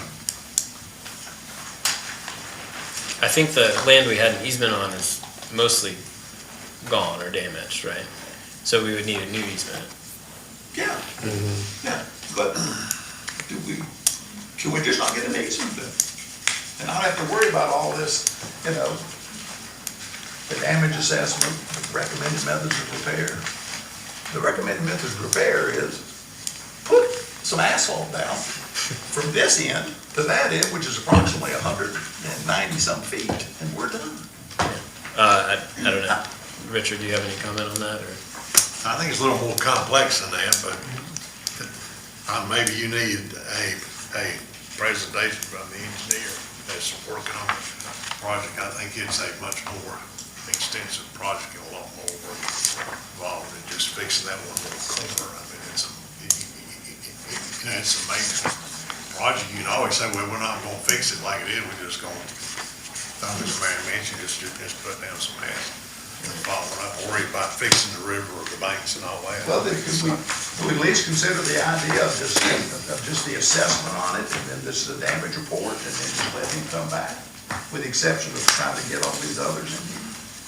I'm just trying to save and to get the Greenway done. I mean, I've been involved in Greenway since 1994, and this right here is just incredible that we can't, this is not complicated. This is not a bridge that we gotta get involved in. This is just simply getting an easement from Mike Woody, and even if we just put gravel down, boom, people can walk it. But I think part of it is rebuilding the banks, the stream size and everything, so you have. Some restabilization. That is more stable in the future. I mean, nothing's gonna stop a major storm, but you don't want it washed away under, normal rain. Well, Storm. I just think if you want to hear all this, it's up to the board. I mean, we can have them come make a presentation to you as to what's involved in the project. I don't want you making a decision just based on, Yeah. I think that would be helpful. I think that would be helpful. I mean, I'm with you, Mayor Sobel, that there's no reason to rebuild the land and just to build a greenway, right? I mean, we can go around it as those lots are no longer buildable, I don't think, for a mobile home. But if there's things that have to get done to stabilize the stream bank or to, I don't know the details, so it'd be hard for me to say that it's. I'm just saying, before you make a decision, let them make a presentation. We could all You may, That would be great.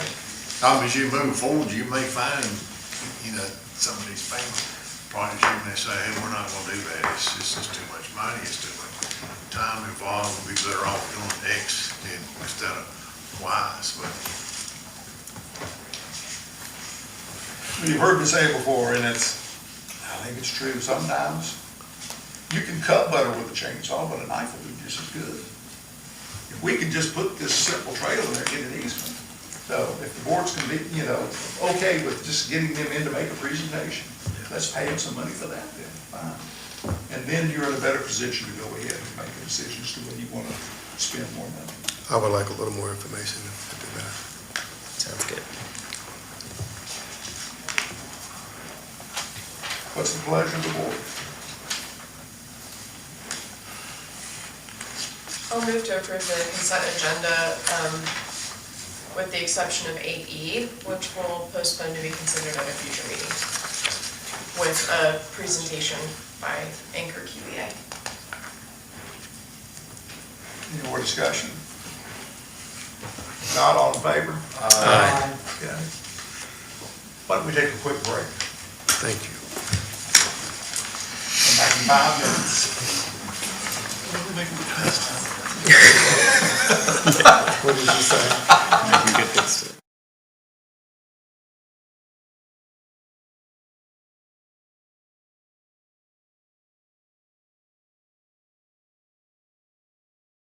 It's okay. That's a little Well, I wanted to talk to you because Teresa, your neighbor. Yes. She knew I was coming and she said, you need to tell her that the bears in the yard and she's not. Okay. So she said, I heard the girls outside and there was no bear. Okay. And she heard the girls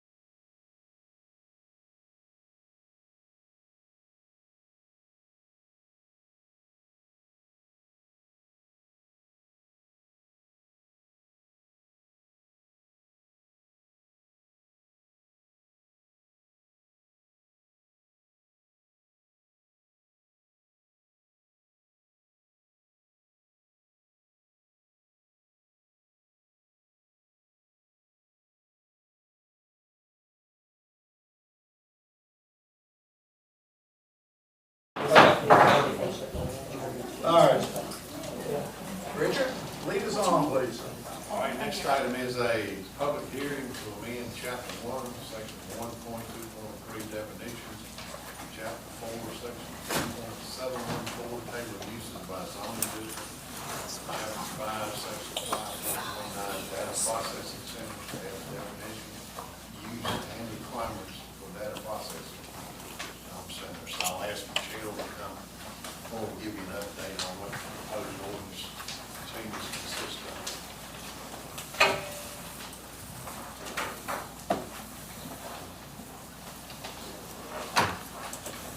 Thank you, Richard.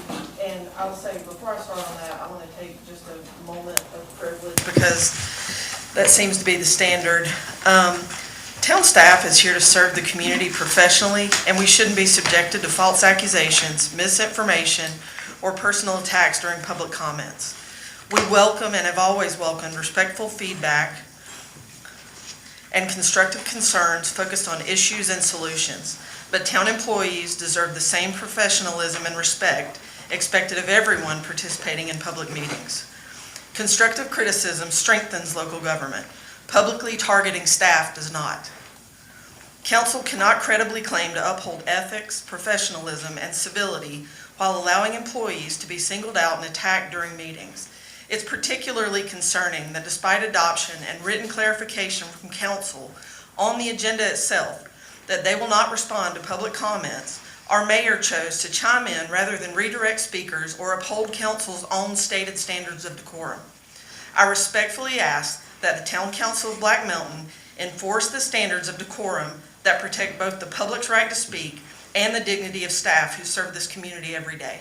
And the last piece I'll say is this. As a department director, I expect a lot of heat. That's part of my job. It is not okay for my staff. I will also say this, I have sat in the seat that all of you sit in for 4 years in the third largest city in this state, and I have never in my professional career or my time on a council seen the type of behavior that is allowed to be directed at staff, frontline staff. I'm not talking the city manager, I'm not talking department heads. It is wildly inappropriate. Our staff deserves better, and I hope that you will follow the rules that you've set for yourself. With that, we'll move on to the public hearing. I will interject. Absolutely. Because I am the mayor and I run the meeting. And this town council has said they're not going to respond to people speaking. That's fine. I can respond and I will respond. That is absolutely your right. And I will continue to respond. That is absolutely your right, Mr. Mayor. And it's also my right to speak as someone in this town. You've had your right. You spoke. But the thing is that everybody, this goes ahead and shows what is happening. There's some bubbling going on. If you wouldn't have this occur.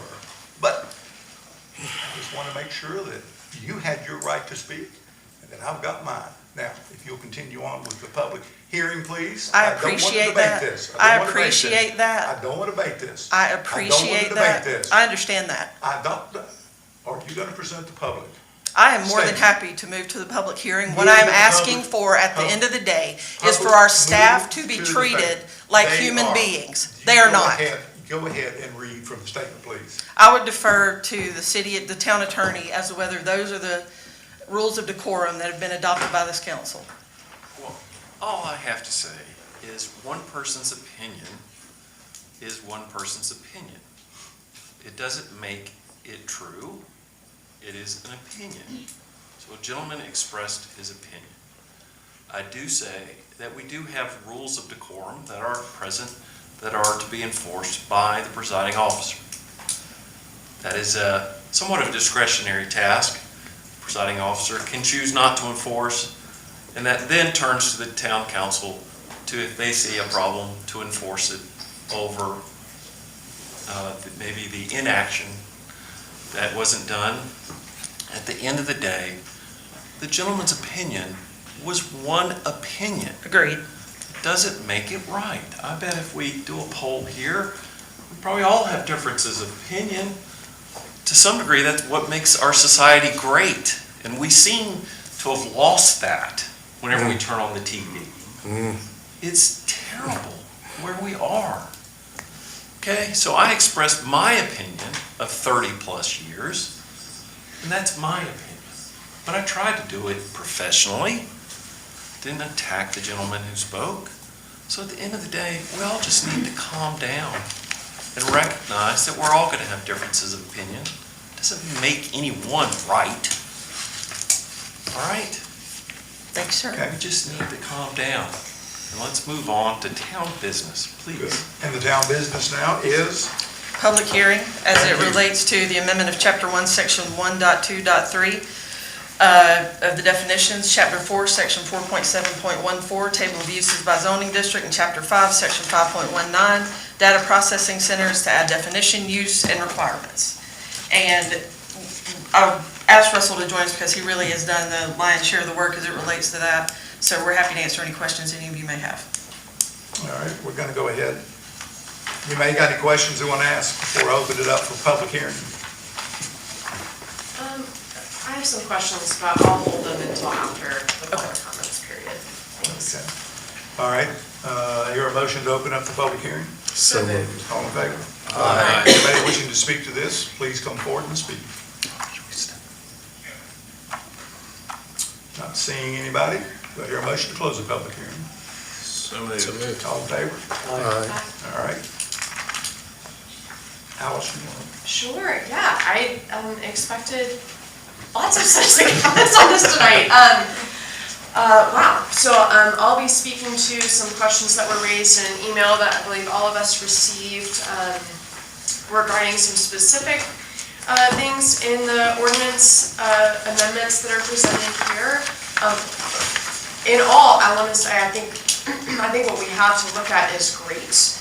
I want to make sure that we give Michelle and Russell some opportunity to give some context, because I have, and personally talking to people, heard some misinformation, believing that Montreat College is putting in a data center. They are not. That is not happening. Believing that we can ban data centers from town. We cannot. That is not happening. There are perhaps some other mechanisms that we can look at. But I want to say I'm really grateful for y'all for doing some proactive work here so that we already have an ordinance and no applications for data centers in the town. That has not happened yet, and hopefully won't. I know that a lot of people are concerned about the utility burden of data centers and the costs that then directs onto other folks in the town, as well as sound and even light pollution has been brought up to me. I'm glossing over some other aspects, but I did want to turn it back to y'all to get a little bit of I know we've had a preview of this in a prior meeting, but for folks that are tuning in now or here in the room and don't know the context of why we're talking about this today, just like a little intro. I think the reality is it's really a pressing issue across the state and really across the country. It's a really timely conversation that really every municipality is having. We are lucky in the fact that as you look at the size of land that's needed for a data center, as the best we can determine today, there's really only one location, even possibly within the town limits of Black Mountain, that would even accommodate a small data center.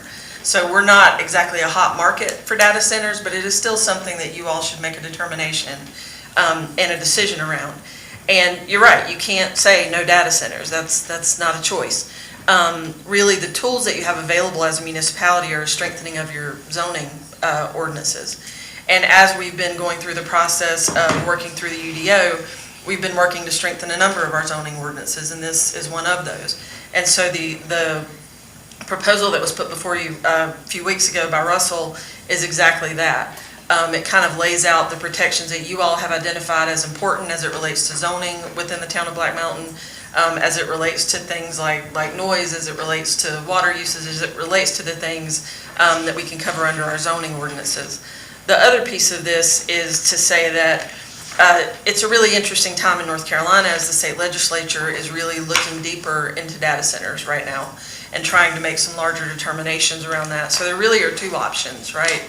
You can adopt the language that we've put forth that strengthens our zoning regulations and call it a day.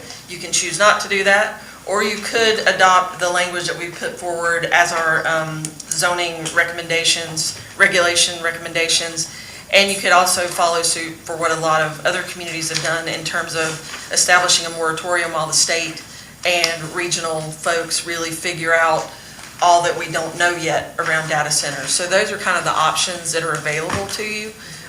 Happy to go more in detail on any specific issues, but that's kind of in a nutshell where we stand as it relates to data centers. And I know we exchanged some emails about this prior, but to clarify, we can both adopt the ordinance and look toward putting together a moratorium. Unless there is an objection from the town You can't attorney. do a moratorium tonight, you have to Not- give notice, but yes, Yeah, you could. But in the, we could have both happening. Yes. Yeah, okay. So we believe that what we have done have put the protections in place that are priorities for this council and that have been identified in Elevate Black Mountain and are the protections that are needed to have the zoning regulations that you all and our governing documents have indicated are important. Russell, did I miss anything? No. The only thing I'll add is that this work is coming to you from a unanimous vote from the planning board to recommend adoption. I mean, just to clarify that or point that out. So it's largely also the work of the planning board looking at other jurisdictions in Western North Carolina, looking at the American Planning Association current guidance and language. I'm so grateful for their look at that. Very good, appreciate the work. Anybody? Yeah, so I do have specific questions to follow up on. On page 131, my packet is the old packet. No, the second page of the ordinance. The last sentence of that paragraph, this definition shall not apply to data processing facilities that are accessory or incidental to a primary use. Could I have an example of what that means? I'm trying, my brain wants to know, what would that look like 20 years from now that we haven't thought about yet, or that I haven't thought about yet anyway? No, absolutely. And that aligns very tightly with the existing in our land use code about principal use. Any lot separate from a special use permit, or really separate from like a special use permit, any lot, no matter how big or how small, cannot have more than one principal use, like a residence or a commercial structure, and its associated accessory activities or structures. So it's all about you're approved for your primary use, and then the particular use as it's defined or as the parameters are in the land use code can allow for what is like an associated ancillary use, but it's tied to your primary. So a medical facility that does, it might be a analytical focused medical facility that sees clients like people working in the medical field. They're having meetings and all that, but in the back of the building, they might have what looks like a storage room, but it's actually like a small data center. It's actually technically, and through the building code, it's a small scale data center because they have a large collection of data processing equipment, but that's ancillary. So this protects the right of the property owner to have that as part of the associated ancillary. I don't know if that. No, this is super helpful, I think, because it occurs to me that when we talk about data centers, there's a picture in my head of what that has to look like. Sure. And it looks huge, and it's super loud, and it is not attached to a clinic. So, Yeah. So the average size of a data center in the United States today is about 24 acres. So that feels different than yeah. a small back room of a clinic, which helps me understand why we would say. And that's part of the conversation happening in state legislature today and across, the American Planning Association and all these other organizations, because there are things like that exist. Yeah. And by definition, it is still a data center, but not what everyone thinks of as a data center. So you don't want to do something, I think that's a really good example as it relates to like medical practice, to cut off their ability to manage that type of data for their primary purpose, but that is not a data center that almost everyone thinks of when they think of a data center. So that's why that portion is in there. Thank you. Okay. Any other questions? Yes. On the next page, we have letters B and C, and both reference a distance First is a quarter mile from any place of worship, school, or residence. And then later, they're just also referencing that same distance, kind of the perimeter of the facility and all of that. And I'm just curious, where did that number come from? What significance does it have?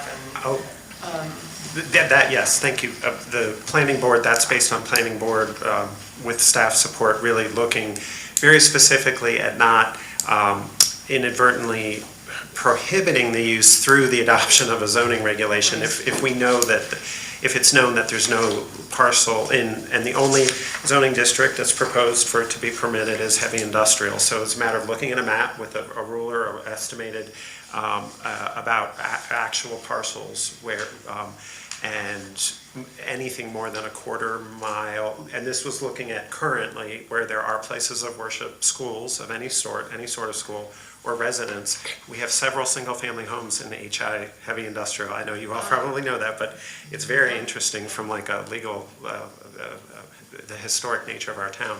We have 2 or 3 single-family homes in the HI.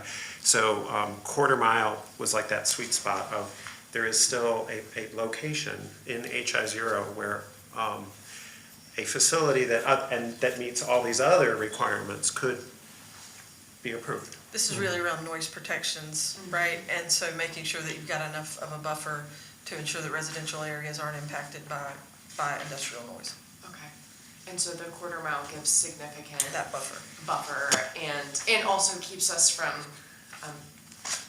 breaking state law and regulating it out of possibility, Right. which we are The not same legally could apply. allowed The to same do. could apply to a sawmill, for example. Okay. And speaking of noise, I'll just remind you, item J, the planning board is recommending what some people would say is a rather, definitely a conservative or relatively, I don't know if you want to say strict, but between 7 p.m. and 8 a.m., the noise generated at the boundary cannot exceed 50 decibels, and 50 decibels, I think this came up last time, is equivalent to like a house fan or a fan or a, it's quite, a lot of other jurisdictions go with like 55 decibels or 60, no matter what.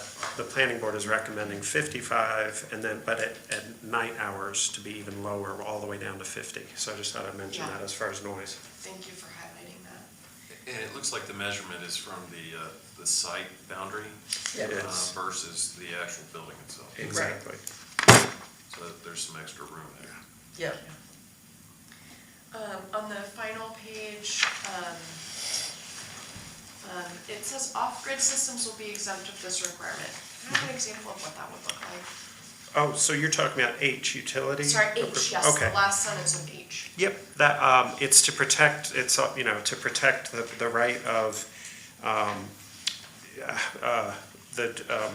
any property owner, when it's reasonable to say, a grid connected, there has to be proper documentation, just like we do for proper waste disposal for, MSD or sewer, or I'm sorry, septic, we require proof of utility, but if it's a renewable energy system that isn't triggering normally a utility approval criteria to allow it to proceed. Gotcha, okay. You could say it's pro-green energy, but I think it's fundamentally like pro-property rights, like to allow the property owner or the facility owner, the property owner, the full array of energy creation options. The example is, a lot of data centers are run by wind farms or solar farms. Okay. And we do have an obligation to protect private property rights. And so if it is something that doesn't impact our energy or our consumption, we have to allow that to be something that can exist. So if they could be energy self-sustaining, we wouldn't have the same regulations required. Right. But all the sound and again, all those all regulations. the other exist. regulations. Yeah, and again, Absolutely. to say that it would be, self-sustaining, you're talking about a lot of room to make that happen. And then finally in I, it talks about signage. No signage will be permitted for data processing facilities with the exemption of one sign not to exceed 32 square feet that displays the name, address, and emergency contact information, as well as appropriate warning signs. And I just wanted to be clear, in my mind, this should be a required sign, that there be a required, emergency warning sign. I'm not sure that the language to me gets there, and I wondered, kind of the thing, again, Y'all Since spent a lot more time with this than I have, so I Well, wanted to understand the Since thinking there. I live our regular general signing ordinance day in, day out so well, I think that's personally, I feel that's a good catch.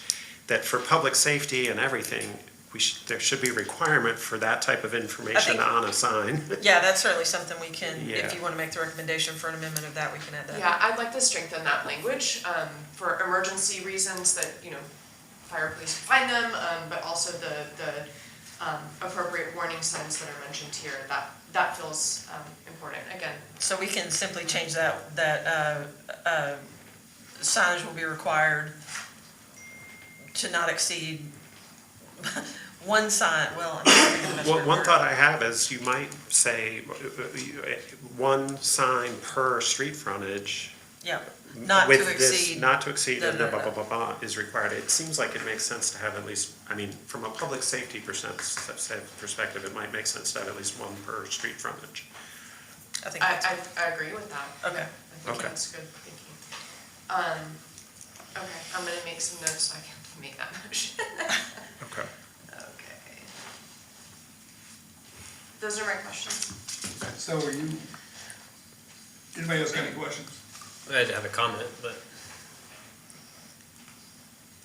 Should I go ahead? Go ahead. Okay. Thank you for getting ahead of this and working on it. I appreciate the work both of you put into this. Also, the planning board, I know they were intimately involved, and I'm real grateful for that. I would support adopting it, but I would also support us going ahead and move forward with instructing staff to put together language for a moratorium for the time being as we continue to see how this plays out across the state. Happy to do that. All right, so where we are now is that if you want to make a motion on this, Alice, along with your changes? I am scratching my chicken scratch as fast as I can to be able to word it correctly, yes. Each street front. Yeah, I might have to workshop this with y'all real fast. Yep. One sign not to exceed 32 square feet will display the name, address, emergency contact info, and appropriate warning signs on each street front. Let's say road frontage, yeah. Road. Do we need to adopt the exact language, or can we instruct staff to? Oh, if we have enough agreement, is Well, that? if you want to approve the ordinance as is, except with the amended language, then you spell out the amended language. Okay. And then we vote on it. Okay, well, let's do that, great. I don't know that what I have yet also says that they can't have as many blinking Yep. signs as they want, but. I think the language would say that it would comply with the requirement not to exceed 32 square feet, so on and so forth. And The other thing is we also have sign ordinances that still apply. And you could say one per. And to comply with other sign and ordinances. otherwise comply with the sign ordinance.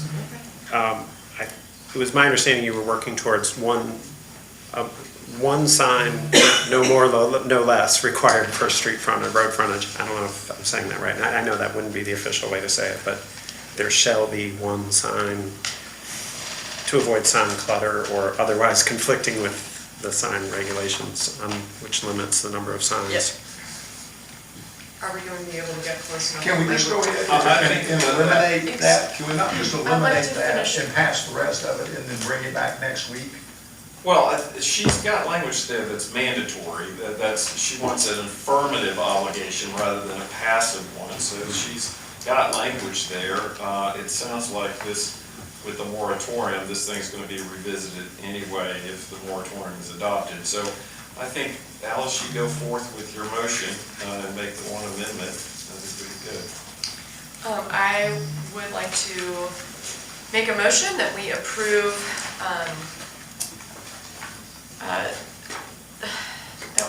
the ordinance as presented with the following amendment.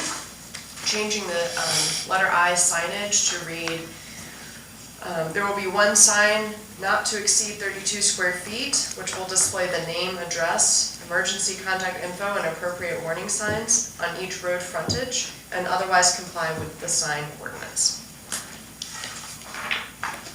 All right. So this is the motion for what you see presented in front of you. And that if someone wants to do anything about the moratorium, that's going to come next.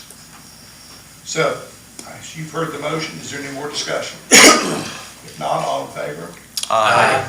Okay, passed. Now, someone want to ask staff to come up with a moratorium? Sure, I would like to ask staff to draft language for at least a year-long moratorium on data centers and crypto mining facilities for us to consider in the future. I'm sorry, you said for how long? At least a year. Okay, I'll have to look up, there is a prescribed, you have to provide, I think maybe it says a reasonable period of time. Let me just look it up, because you can always extend it. I want to say Canton's is a year, but they're in their UDO process, so that may have. I think there are a few examples. Yes. I don't know of any that are more than a year, but Okay. again, I'll And defer. I may be fine with it, I just know that there's a provision in the statute that talks about how long something can be, and I just don't want you to get caught. Sure. But in the meantime, you have to adopt a statement of consistency. This is a text amendment, so why don't y'all do that while I look over All right, we're going to make a motion to adopt the statement of consistency. There's one in the agenda packet, right? Or is it No. part of baked into the ordinance? There is one in the agenda packet. So moved. Oh, no, there's not. There's just the motion. So. That's the motion. So. It's right. It's wrapped in the motion. Yeah, so someone just read the motion that has the statement of consistency.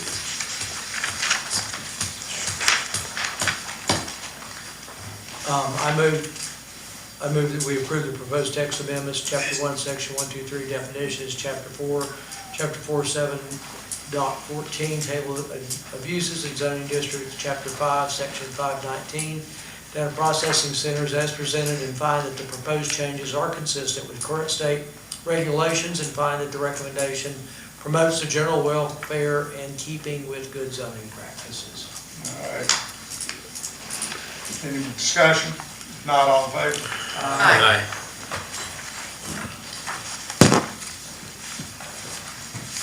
Do we need Can we any just further go ahead? discussion about the At the end moratorium? of the day, you have directed staff to come back to you with a moratorium. At the end of the day, staff's going to check with council to make sure that all the bells and whistles are in there. Good, so we don't have to do it again. Okay, all right. Citizen comment. Thank you, both. Thank you. Anybody want to speak at citizen comment? Not seeing anything, no, none questions. Richard Newby. All right, next item is a review of electronic payments and associated fees and consideration of changing our policy. We currently accept debit card payments, bank card payments, and ever since we have started taking those, the town absorbs those fees. There has been a recent change over the last couple of years where those fees can be passed on to the consumer. That's new from state law. Yeah. But I think you're at the point now, you're, I might say you're consuming at least $50,000 a year in fees. But you go in this budget, $50,000 is a lot for the town to absorb, and I just think it's time for you to take a look at that policy. I asked Greta to do some kind of research on it, and I think she has done an outstanding job, compiling. This is all quite the a summary, information. Greta. Thank you. So Greta, I'll turn it over to you and let you kind of summarize it for me where we are. Perfect. So I have the general statute. If anybody wants a copy of it, I can give you this afterwards. But I'm just going to go through each department and tell you what they're currently doing and then what the vendor is able to do, so you can make a good decision based on that. I have put some data in there, and I just selected 1 month out of the year, and I'll just mention that briefly as we go through. If you have any questions, just So we'll start with planning and development. They're the only department that passes the fee on to the customer already. So the customer sees that fee on the as a line item on their receipt. And it's for debit cards and credit cards. They're paying 3.5% of each transaction. If they pay with an ACH, so an ACH where you enter your routing and account number and we draft that, that's $1 per transaction. So the vendor's name is GovWell, and they are able to pass that on to the customer without it even coming through our books. So you'll see the number that you have there, how much we processed. I just literally had to go through and get their numbers and manually do that because it doesn't come through our bank accounts. We are able to absorb those if we want to. That's an option, because if you decide to go one way or the other, that is an option that you can do. So just to give you an idea, in July, 84 people paid by ACH transaction. There were 63 checks that we processed. So not many people pay their planning fees through check, and credit card transactions at 3.5%. There was about 272,000. And there's no fee for using a personal check. Right, no fee for that. And so I do want to mention that this is where the higher purchases are made in the planning department. However, in utilities, that we take the SDF, the system development fees, and the water taps. And so that is a high ticket item as well, but these are generally higher tickets. The pool, they use Square Plus, and we absorb those merchant processing fees. The current rate is 2.5% plus 15 cents per transaction. And just to give you an idea of how people are paying, at the gate, it's 50-50. So 600 paid with cash and 600 paid with debit or credit card. And then at the concession stand, 966 people paid with a debit card or a credit card, and 700 people paid with cash. So anyway, just let you read that what you want. We absorb those fees every day at processing, so they don't come through our account. They just go on to Square. We are able to pass that surcharge on to the customer. It would show up as a line item. We would have to put up signage to make sure people know that they'll be paying that fee. That's a regulation. And then Parks and Rec uses Rec Desk, and right now we're absorbing that fee is 3.9% plus 30 cents per transaction. We have some changes coming, and Jacob will be looking at that. You'll be reviewing the contract, I think, because they're changing their merchant service process. That's possible that will go down to 3% with those changes. But they are able to put that as a surcharge on the receipt and pass it on to the customer as well. I was going to give you some data on that. For the pool, I did want to mention, the only people that pay by check is the swim team, so it is either cash or debit or credit card. For Parks and Rec, there's very few checks that come through, so most of the processing is done online. For golf, they use Golf Now, and we absorb that fee. It's 2.75% plus 10 cents per transaction if they are in person. If they are reserving the greens online or doing something online, it's 2.9 plus 30 cents per transaction. So they too are able to list as a surcharge on the receipt. However, they prefer that we do a 3% rate instead of passing on the exact fee to the customer. I explained to them that we don't want to profit off this at all, but they're very uncomfortable with the way that their program is set up. Is more convenient for them to do an even number for percentage. So we could circle back to that and just revisit it, but the vendor was pretty adamant that most of their people do 3%. For utilities, yeah. If we did go to 3%, would the service provider take all 3%, or would they take the 2.4% and then pass the? So it would all go into our checking. So we would take 3% from the consumer, and it would go into our checking account, and then they would draft from that checking account what the true percentage was. The 2.4% or whatever. So, yeah, we would be profiting a little bit. Yeah. Well, he seems to think that per transaction will push it over the edge, or that in some cases one person we may profit off of, and then we may make it back the other. So I agree. I can revisit that with him. Okay. They only want to do round percentages, 2% or 3%. There's no 2.5. Right. I could go back and ask if it is possible, but he was very reluctant with that option. He says very uncommon. Well, Yeah. being uncommon is not always a bad thing. We like to be different here. We're gonna do it right. That's what we're gonna do, right? Okay. And then for utilities, fire and police. So this is your utility payments for water, sewer, trash. It's also for the water taps and the SDF fees. For your inspection fees, the police department, if you get a ticket, a violation. Also, anything you do online. So if you make a donation, if you pay your AR payment online, so if you pay your beer and wine license, anything with that, that's what's going to fall under this utilities, fire, and police. We absorb all these fees, but there are 3 options with this one. So right now, because we absorb the fee, we receive a discount, so we only pay a 2% net rate for processing. If we pass that on to the customer, we lose that discount. And so it'll go to that 3.75 to 4%. We can do a flat rate model where we do a 2 or 3% and kind of split it with the customer. Again, they'll draft it from our checking account, so it comes through our books. If we do that, just remember American Express comes through separately, but the fee would be 3.9%, and the e-checks are $1.95. Now I want to take a rest for a minute here with e-checks and drafting a checking account. So we have about 1,100 customers who have come into the office and they've filled out a form and they've given us a copy of their check, and we draft their checking account each month for their utility bill.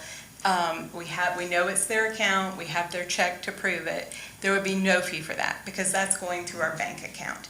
This would be for people that go online and enter their routing and account number and draft that way. And part of, this is just a Greta explanation over the top here, but say that I decide to defraud Ryan and I go on and pay my water bill with your checking account, there's some risk there. And so, you're paying that extra fee because it's a more risky transaction.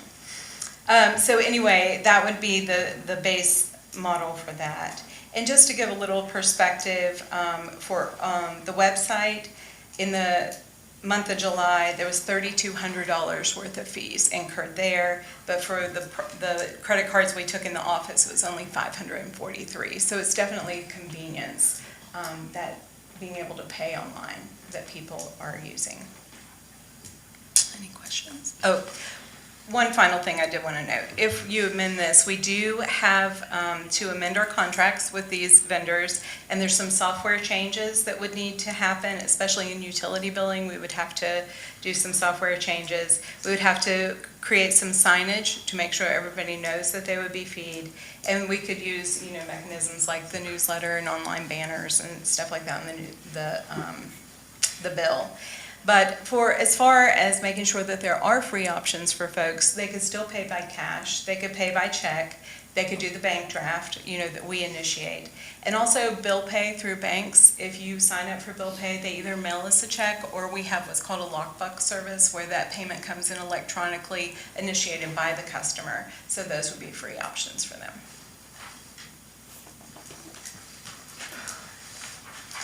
Anybody got any questions? In every instance, paying by cash or check is an option by one or the other. Yes.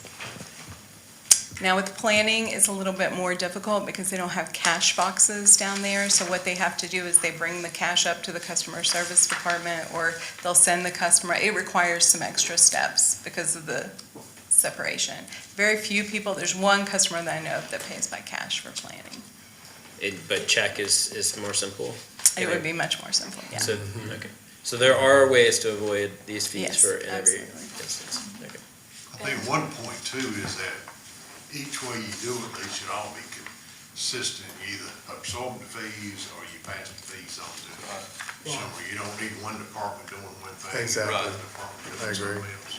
Yeah, I understand these different apps or platforms or merchants maybe make that a little tricky. Yeah, but I agree that I think consistency is a good way to go. Is there a way for the planning department to be equipped with to accept cash? Is that an update we could make? Is it worth, is there a I can no, look or it's into worth that. exploring? But they do Okay. accept cash, you just have to come up to You the have to come customer here. Yeah, it service. sounds like it's a bit of a hassle, but, okay. But you just had one regular, One what? one regular. One regular that pays cash, Cash and it's person. very little, like, we're talking $3 and change that he gets. Okay. And we put it into his water account as a credit, so it works out.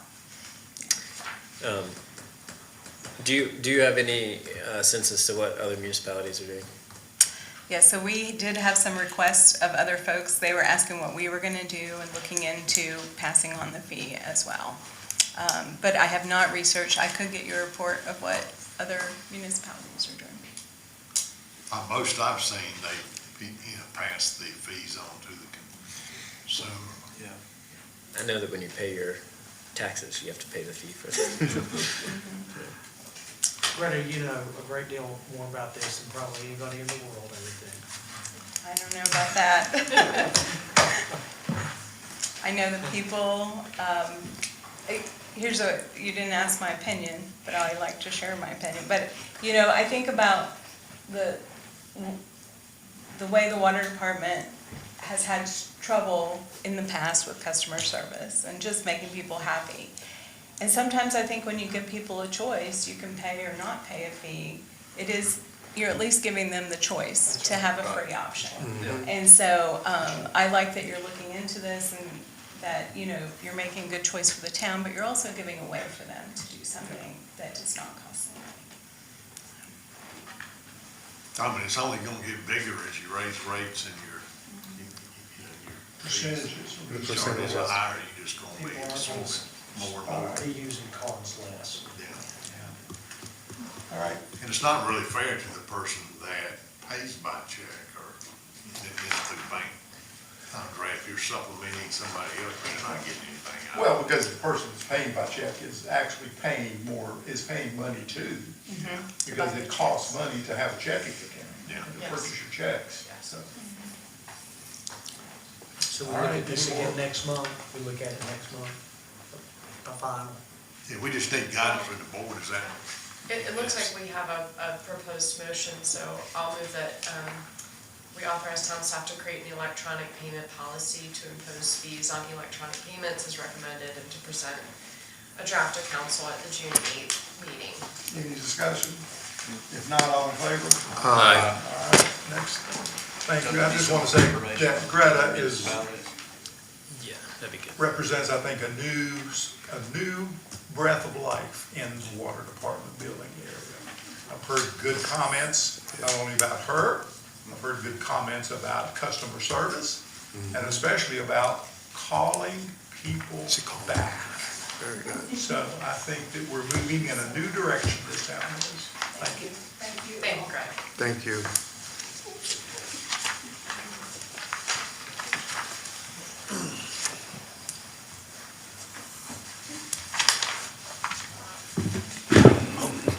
After Russell recovers from Following. the injury.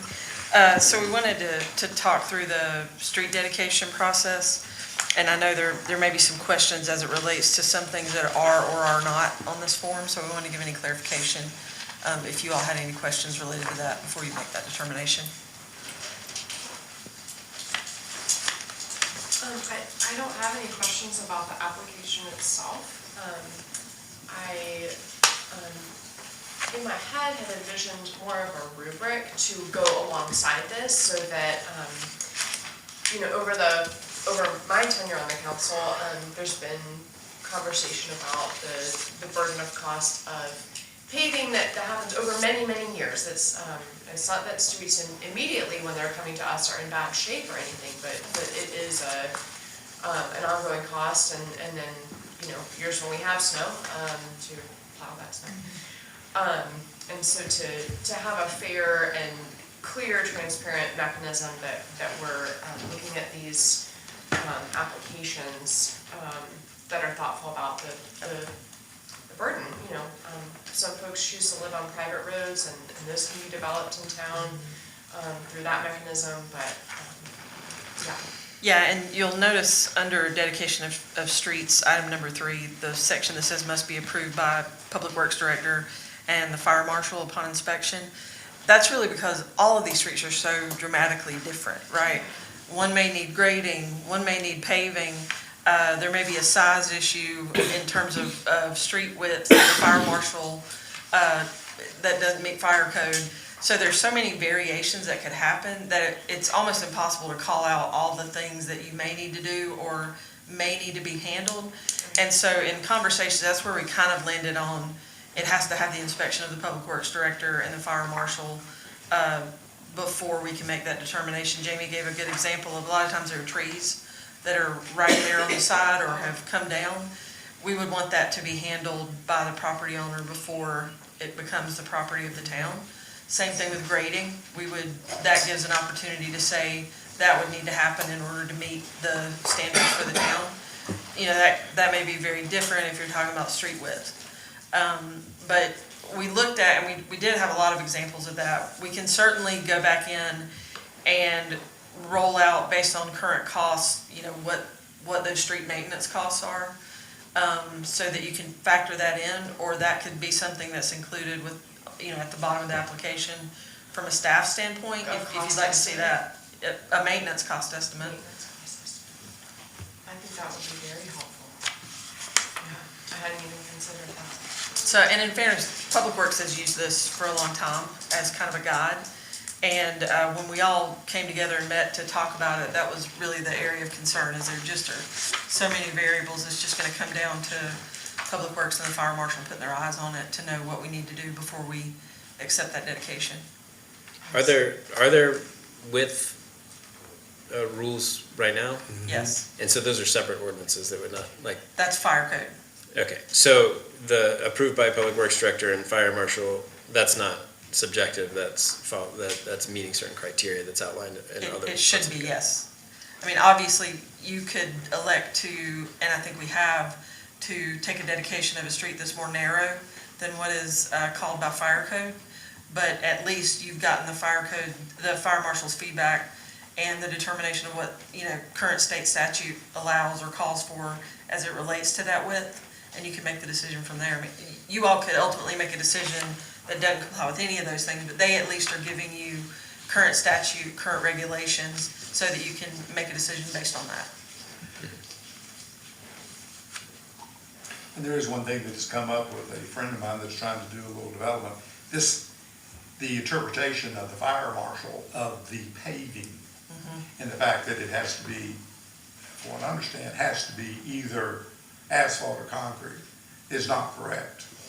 You know, it's one of those things, And so the reason I know that is I talked to Charlie Johnson, the head man in Raleigh.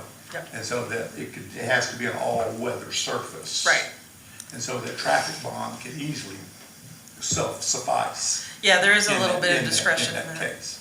And, you know, if you talk to Ann and you talk about stormwater, she'd say, we wish everything could be gravel, so you have permeable issues to handle. Semi-permeable. Well, Semi-permeable, because So there is a little bit. Accept gravel, Yeah, right, as yeah. being permeable.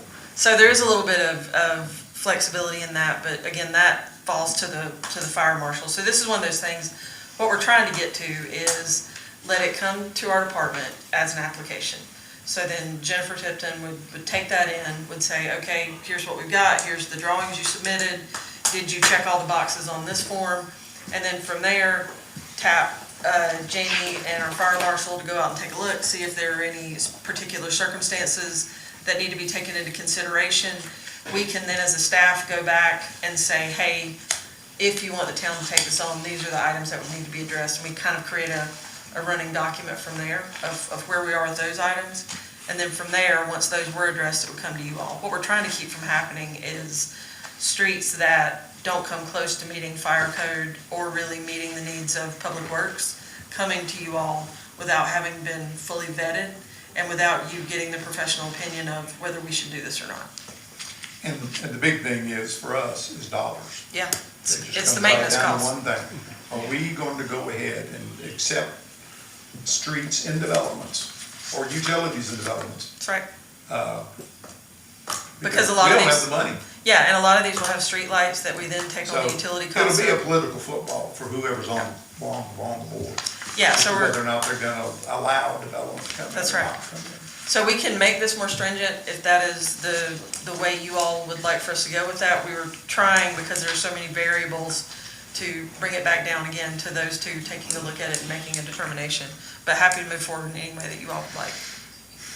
A couple of remaining questions. What if anything changes the practice for y'all with this application that you put forward to us? So the problem leading into this was there was no clear practice.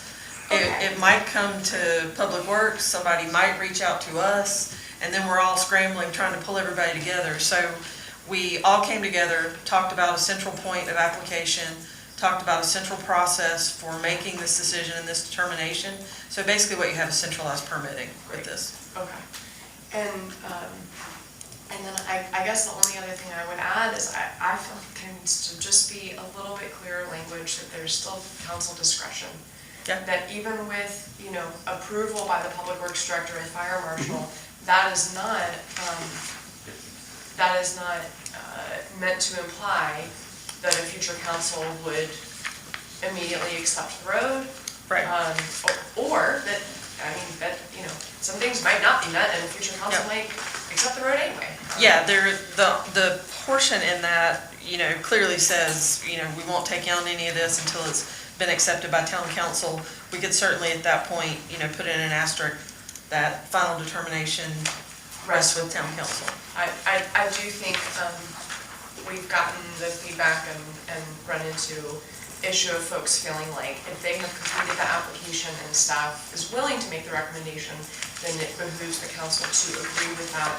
But from what I can tell, town staff are making a recommendation about if they could maintain the road, not if the cost fits with our budget. Right, and the backside of it. And that, we have to be able to look at the budgetary restraints, and y'all don't need to have that burden on your part of the application. And on the backside of this, what we can pretty easily put together, and we discussed this, was essentially what you're talking about. An internal checklist that, as Public Works and the Fire Marshal are out there, is this street 20 feet wide? No.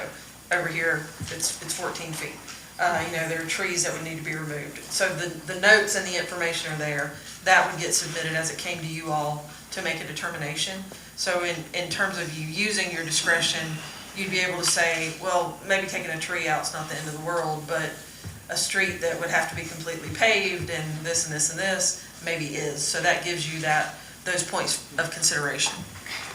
See, that's how I'm looking at this, is that what you're trying to do is gather information for us. Right. But the final decision still rests with the council. That's right. That's how I look at it. We just want you to be able to make as informed a decision as you can. I think this is, yeah. And we want it to come into one place, because what we've learned is a lot of our processes are fragmented. And so we're trying to pull together a central place that these things come in, and then let staff kind of pull the other parties in, instead of residents having to kind of go door to door to figure out who's gonna manage it or handle it. Yeah. Well, I think this is a really fruitful conversation and steps, so thanks for putting this together. I'd like to adopt the street dedication policy with the amendments discussed. Any more discussion? Not all in favor? Aye. Okay, thank you. Sorry, I'm trying to finish my note before I forget.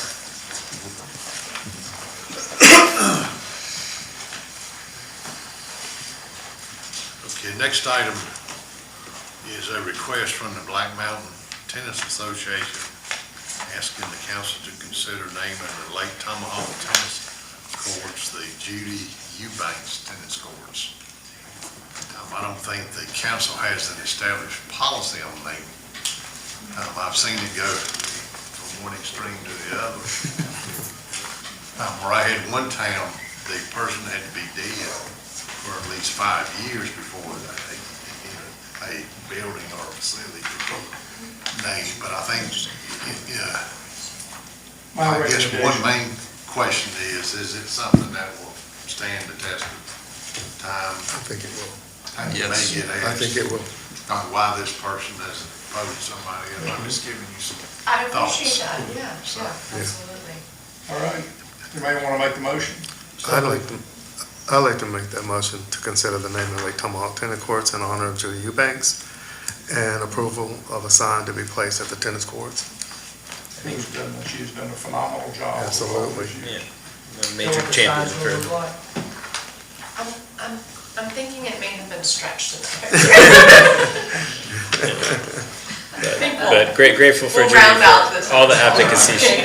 advocacy Judy has done for years for the tennis. All right, any discussion? If not, all in favor? Aye. All right, passes.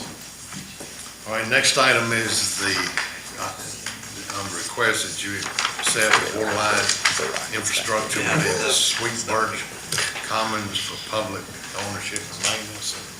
Jamie?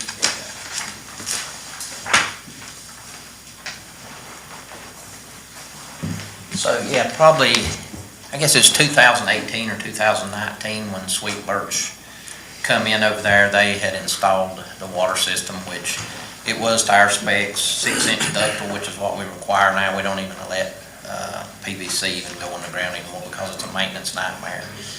And you hit it dead on the head, Alice. It's just a recommendation, that we go inspect it and we tell you that everything's good on our end.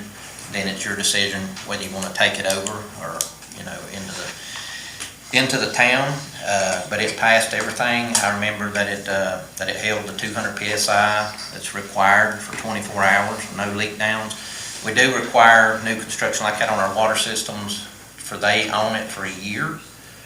One of the reasons it's been about 6 years now is I know at the time the developer, Jack Weaver, which he's not in town anymore, we had some discussions about some things he needed to do at the time, and one of them was to put a valve in to be able to isolate that section of water line. And up until, I guess, here just recently when I got the call, that has been fixed now. And we went and tested it. There's a valve on each end of that development. We tested it, opened the hydrants, they run dry. So they've met that standard, everything's good. So all the recommendations to take it over, I see no problems with it. I know if you kill that valve now, it will kill a lot of that side of the town, and I know, back before Helene and stuff, we'd planned a budget to put more valves in on that side of town like we did Montreat Road, which is something that I would like to look at in the future too, that needs to be done on that end of town. That will help that also, but if we do get leaks in there, whatever, rest assured we can kill that system in there if we need to and make the proper repairs. Our policy with the settings is that we sell them water, but they maintain their system, correct? That's right. We actually got a policy with them where we will maintain it, make sure it gets fixed, but they reimburse us that funding, which we've done several times. So we handle the work, but Yes. they handle the cost. That's right, yes. So are you proposing that we do the same thing here? I've not thought of it like that. I think we need to. I mean, this is a development, It's an option. We certainly are there to assist them in an emergency. Right. We'll get it fixed. Right. But I think that development, any development, needs to be responsible for that. And that's an option. That's what I say. I bring it to you. They've not had any issues in the past 5 or 6 years with the system. No leaks or anything of that nature. Everything's been good. But like I say, with ductile iron, that's the best you can go with, as far as it'll be here when I'm gone. So, Jamie, what would be the advantages of accepting it? Well, it gives you more, as far as accepting it, an advantage, there really is no advantage. I mean, you're already getting the revenue, right? It's already really our water. It's sort of like the road. What advantage are you getting from the road? You're not really getting none. They build it to our specs. It's whether you take it over, to capitalize on what Michelle was saying, not to change gears on you, but there's so many factors, you can't list it all in that policy, because it may be somebody building a new road, just like a new water system, and they're building it to our specs before you even get the recommendation whether it ought to be took over or not.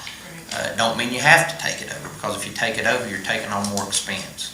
Whether it be paving, whether it be water system, whatever it be, you're taking on more expense. I mean, the advantage of it is you're not getting any more money other than the revenue you take off the water you sell.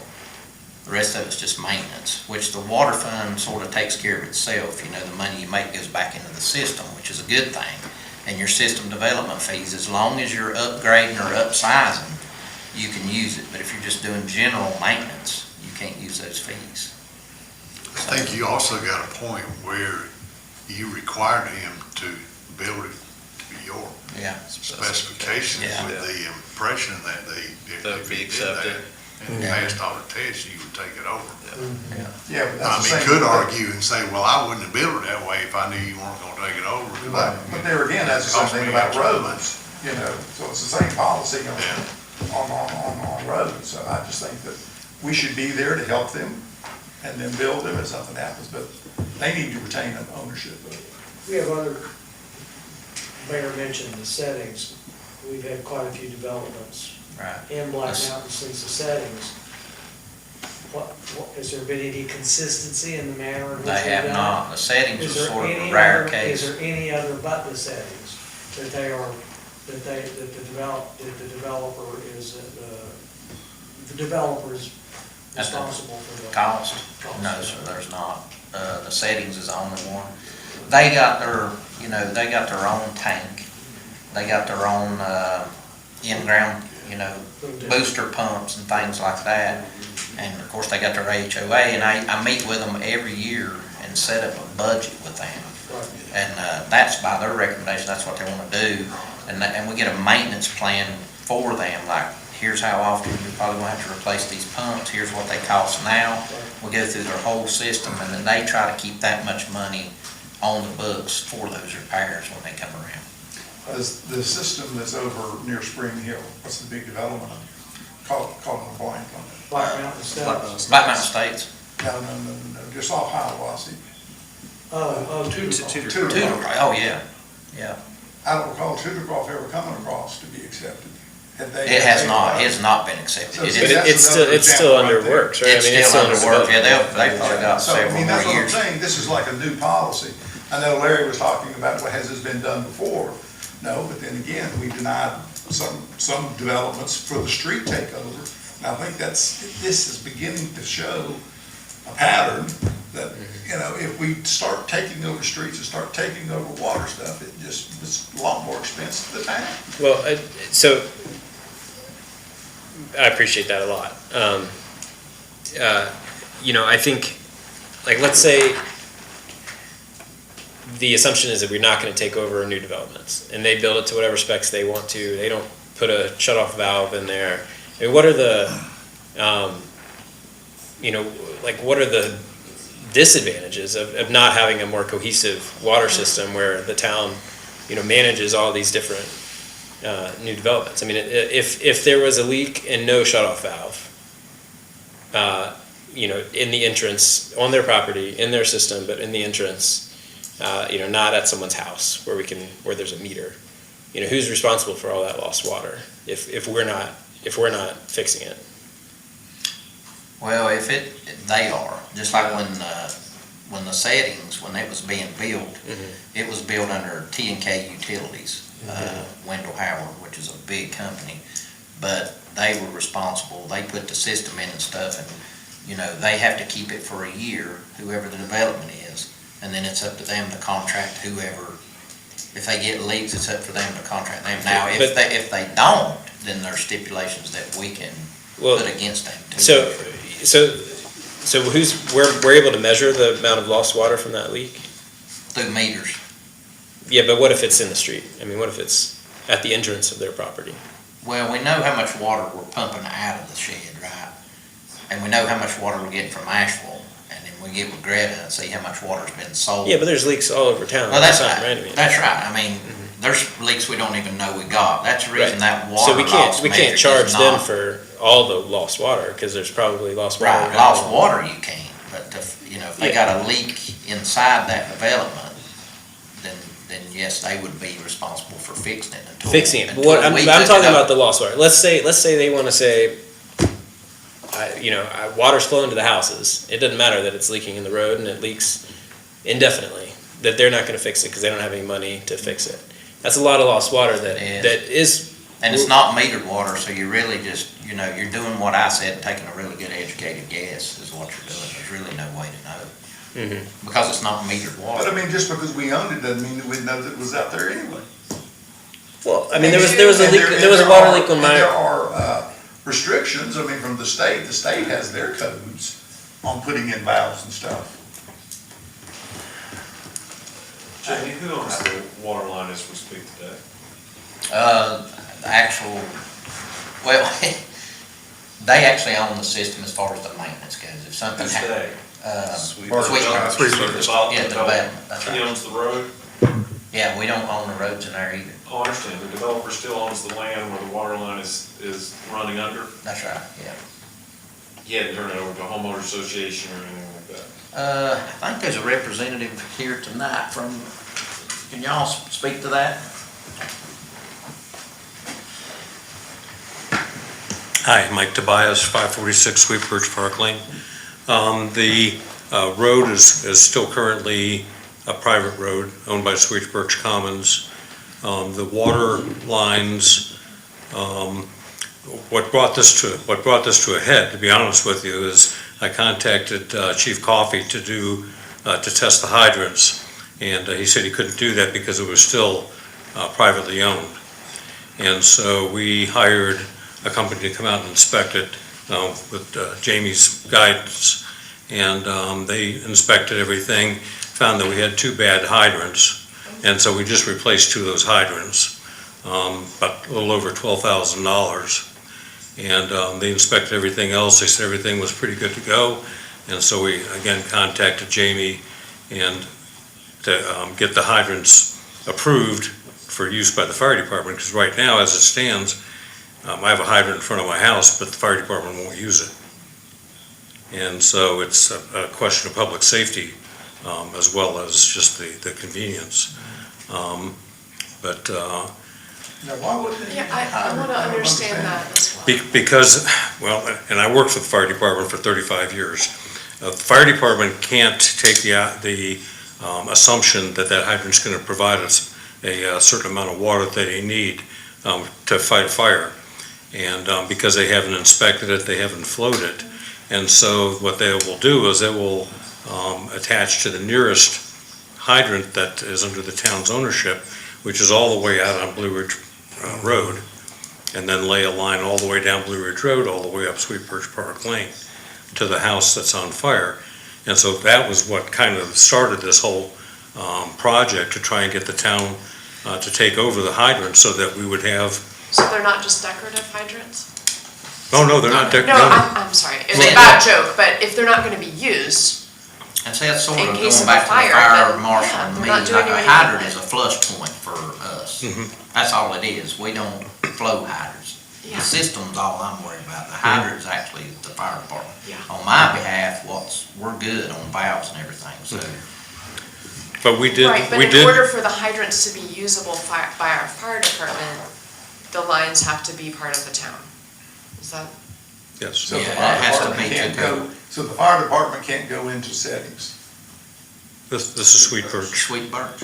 I know, but They can't go into settings. I think that's another conversation we need to have. I mean, if they can't go into Sweet Birch, if you own the lines, they can't go into the settings, because the settings owns the lines. We might have to have that conversation at another time, but, yeah. So, I mean, there's some questions here. I think this thing needs to be researched a little bit more. Agreed. I agree. Agreed. The only thing, if I'm understanding everything correctly, that if we don't have a policy in place on quite a few things that we need to look into, it seems challenging to me to withhold approval, which I'm not suggesting we do that tonight, but we, as the mayor said, there's a lot more here that we need to look at and set policies as we need to. And like we do with any policy, if you don't have a policy, you can't go backwards.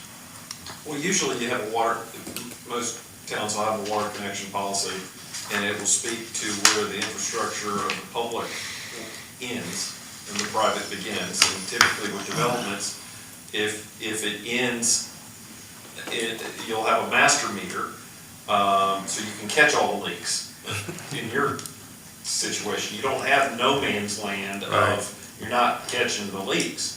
And usually that line would be dedicated to the public and built to public standards and accepted by the public.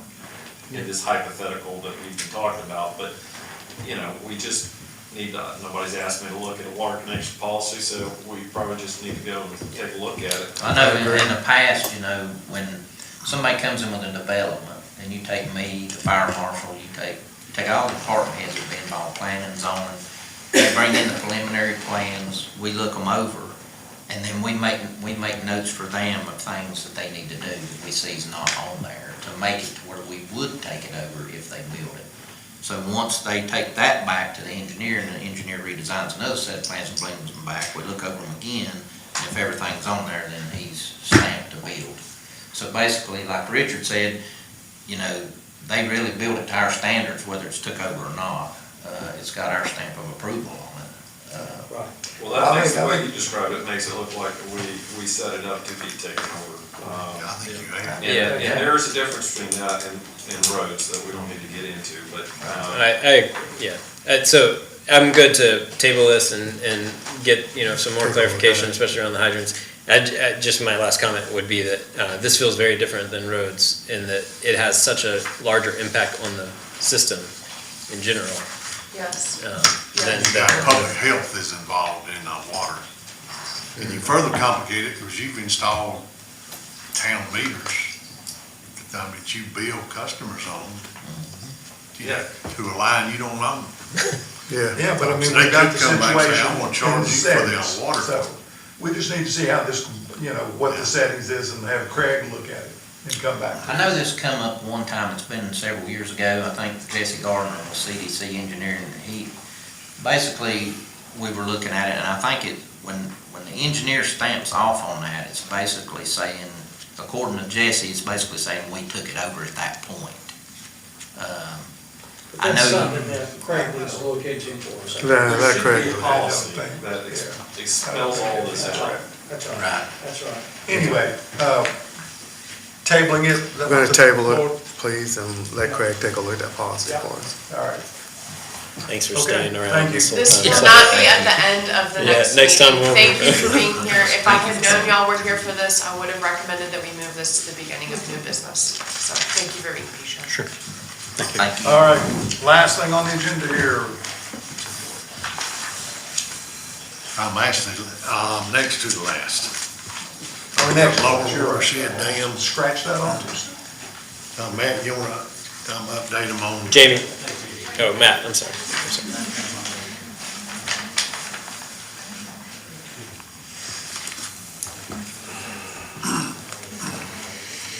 So we've been talking to the engineers on the lower watershed dam project, and they were wanting direction from us on whether we wanted to explore breaching the dam as a potential repair method. Again, the irony is not lost on me that the repair method might be breaching the dam. So I attached in the agenda their summary of that as an alternative. And I was just hoping for some direction on whether council wanted to pursue at least inquiring into, to FEMA, whether that would be accepted as a recommended method of repair. What's the cost on it of decommissioning, just making it a big hole in the ground, grass versus repairing it? How much is the repair going to cost? So the repair, as the engineers put it, the repair is going to be comparable or slightly more than breaching it.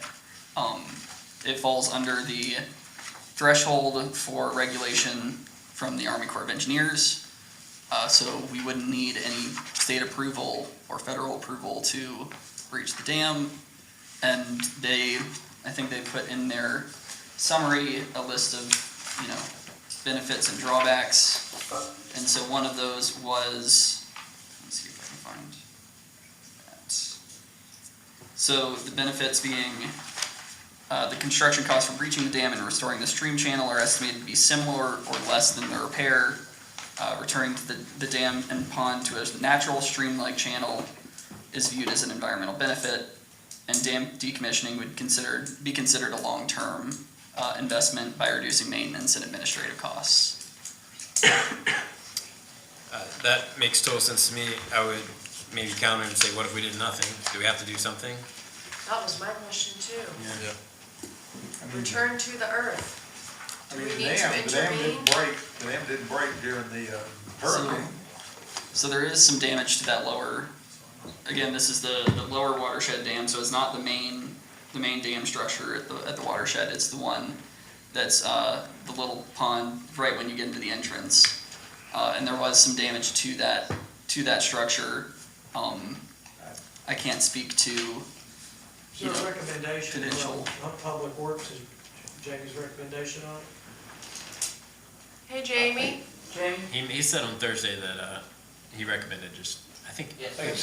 That's my understanding too. I spoke to him about it. Yeah.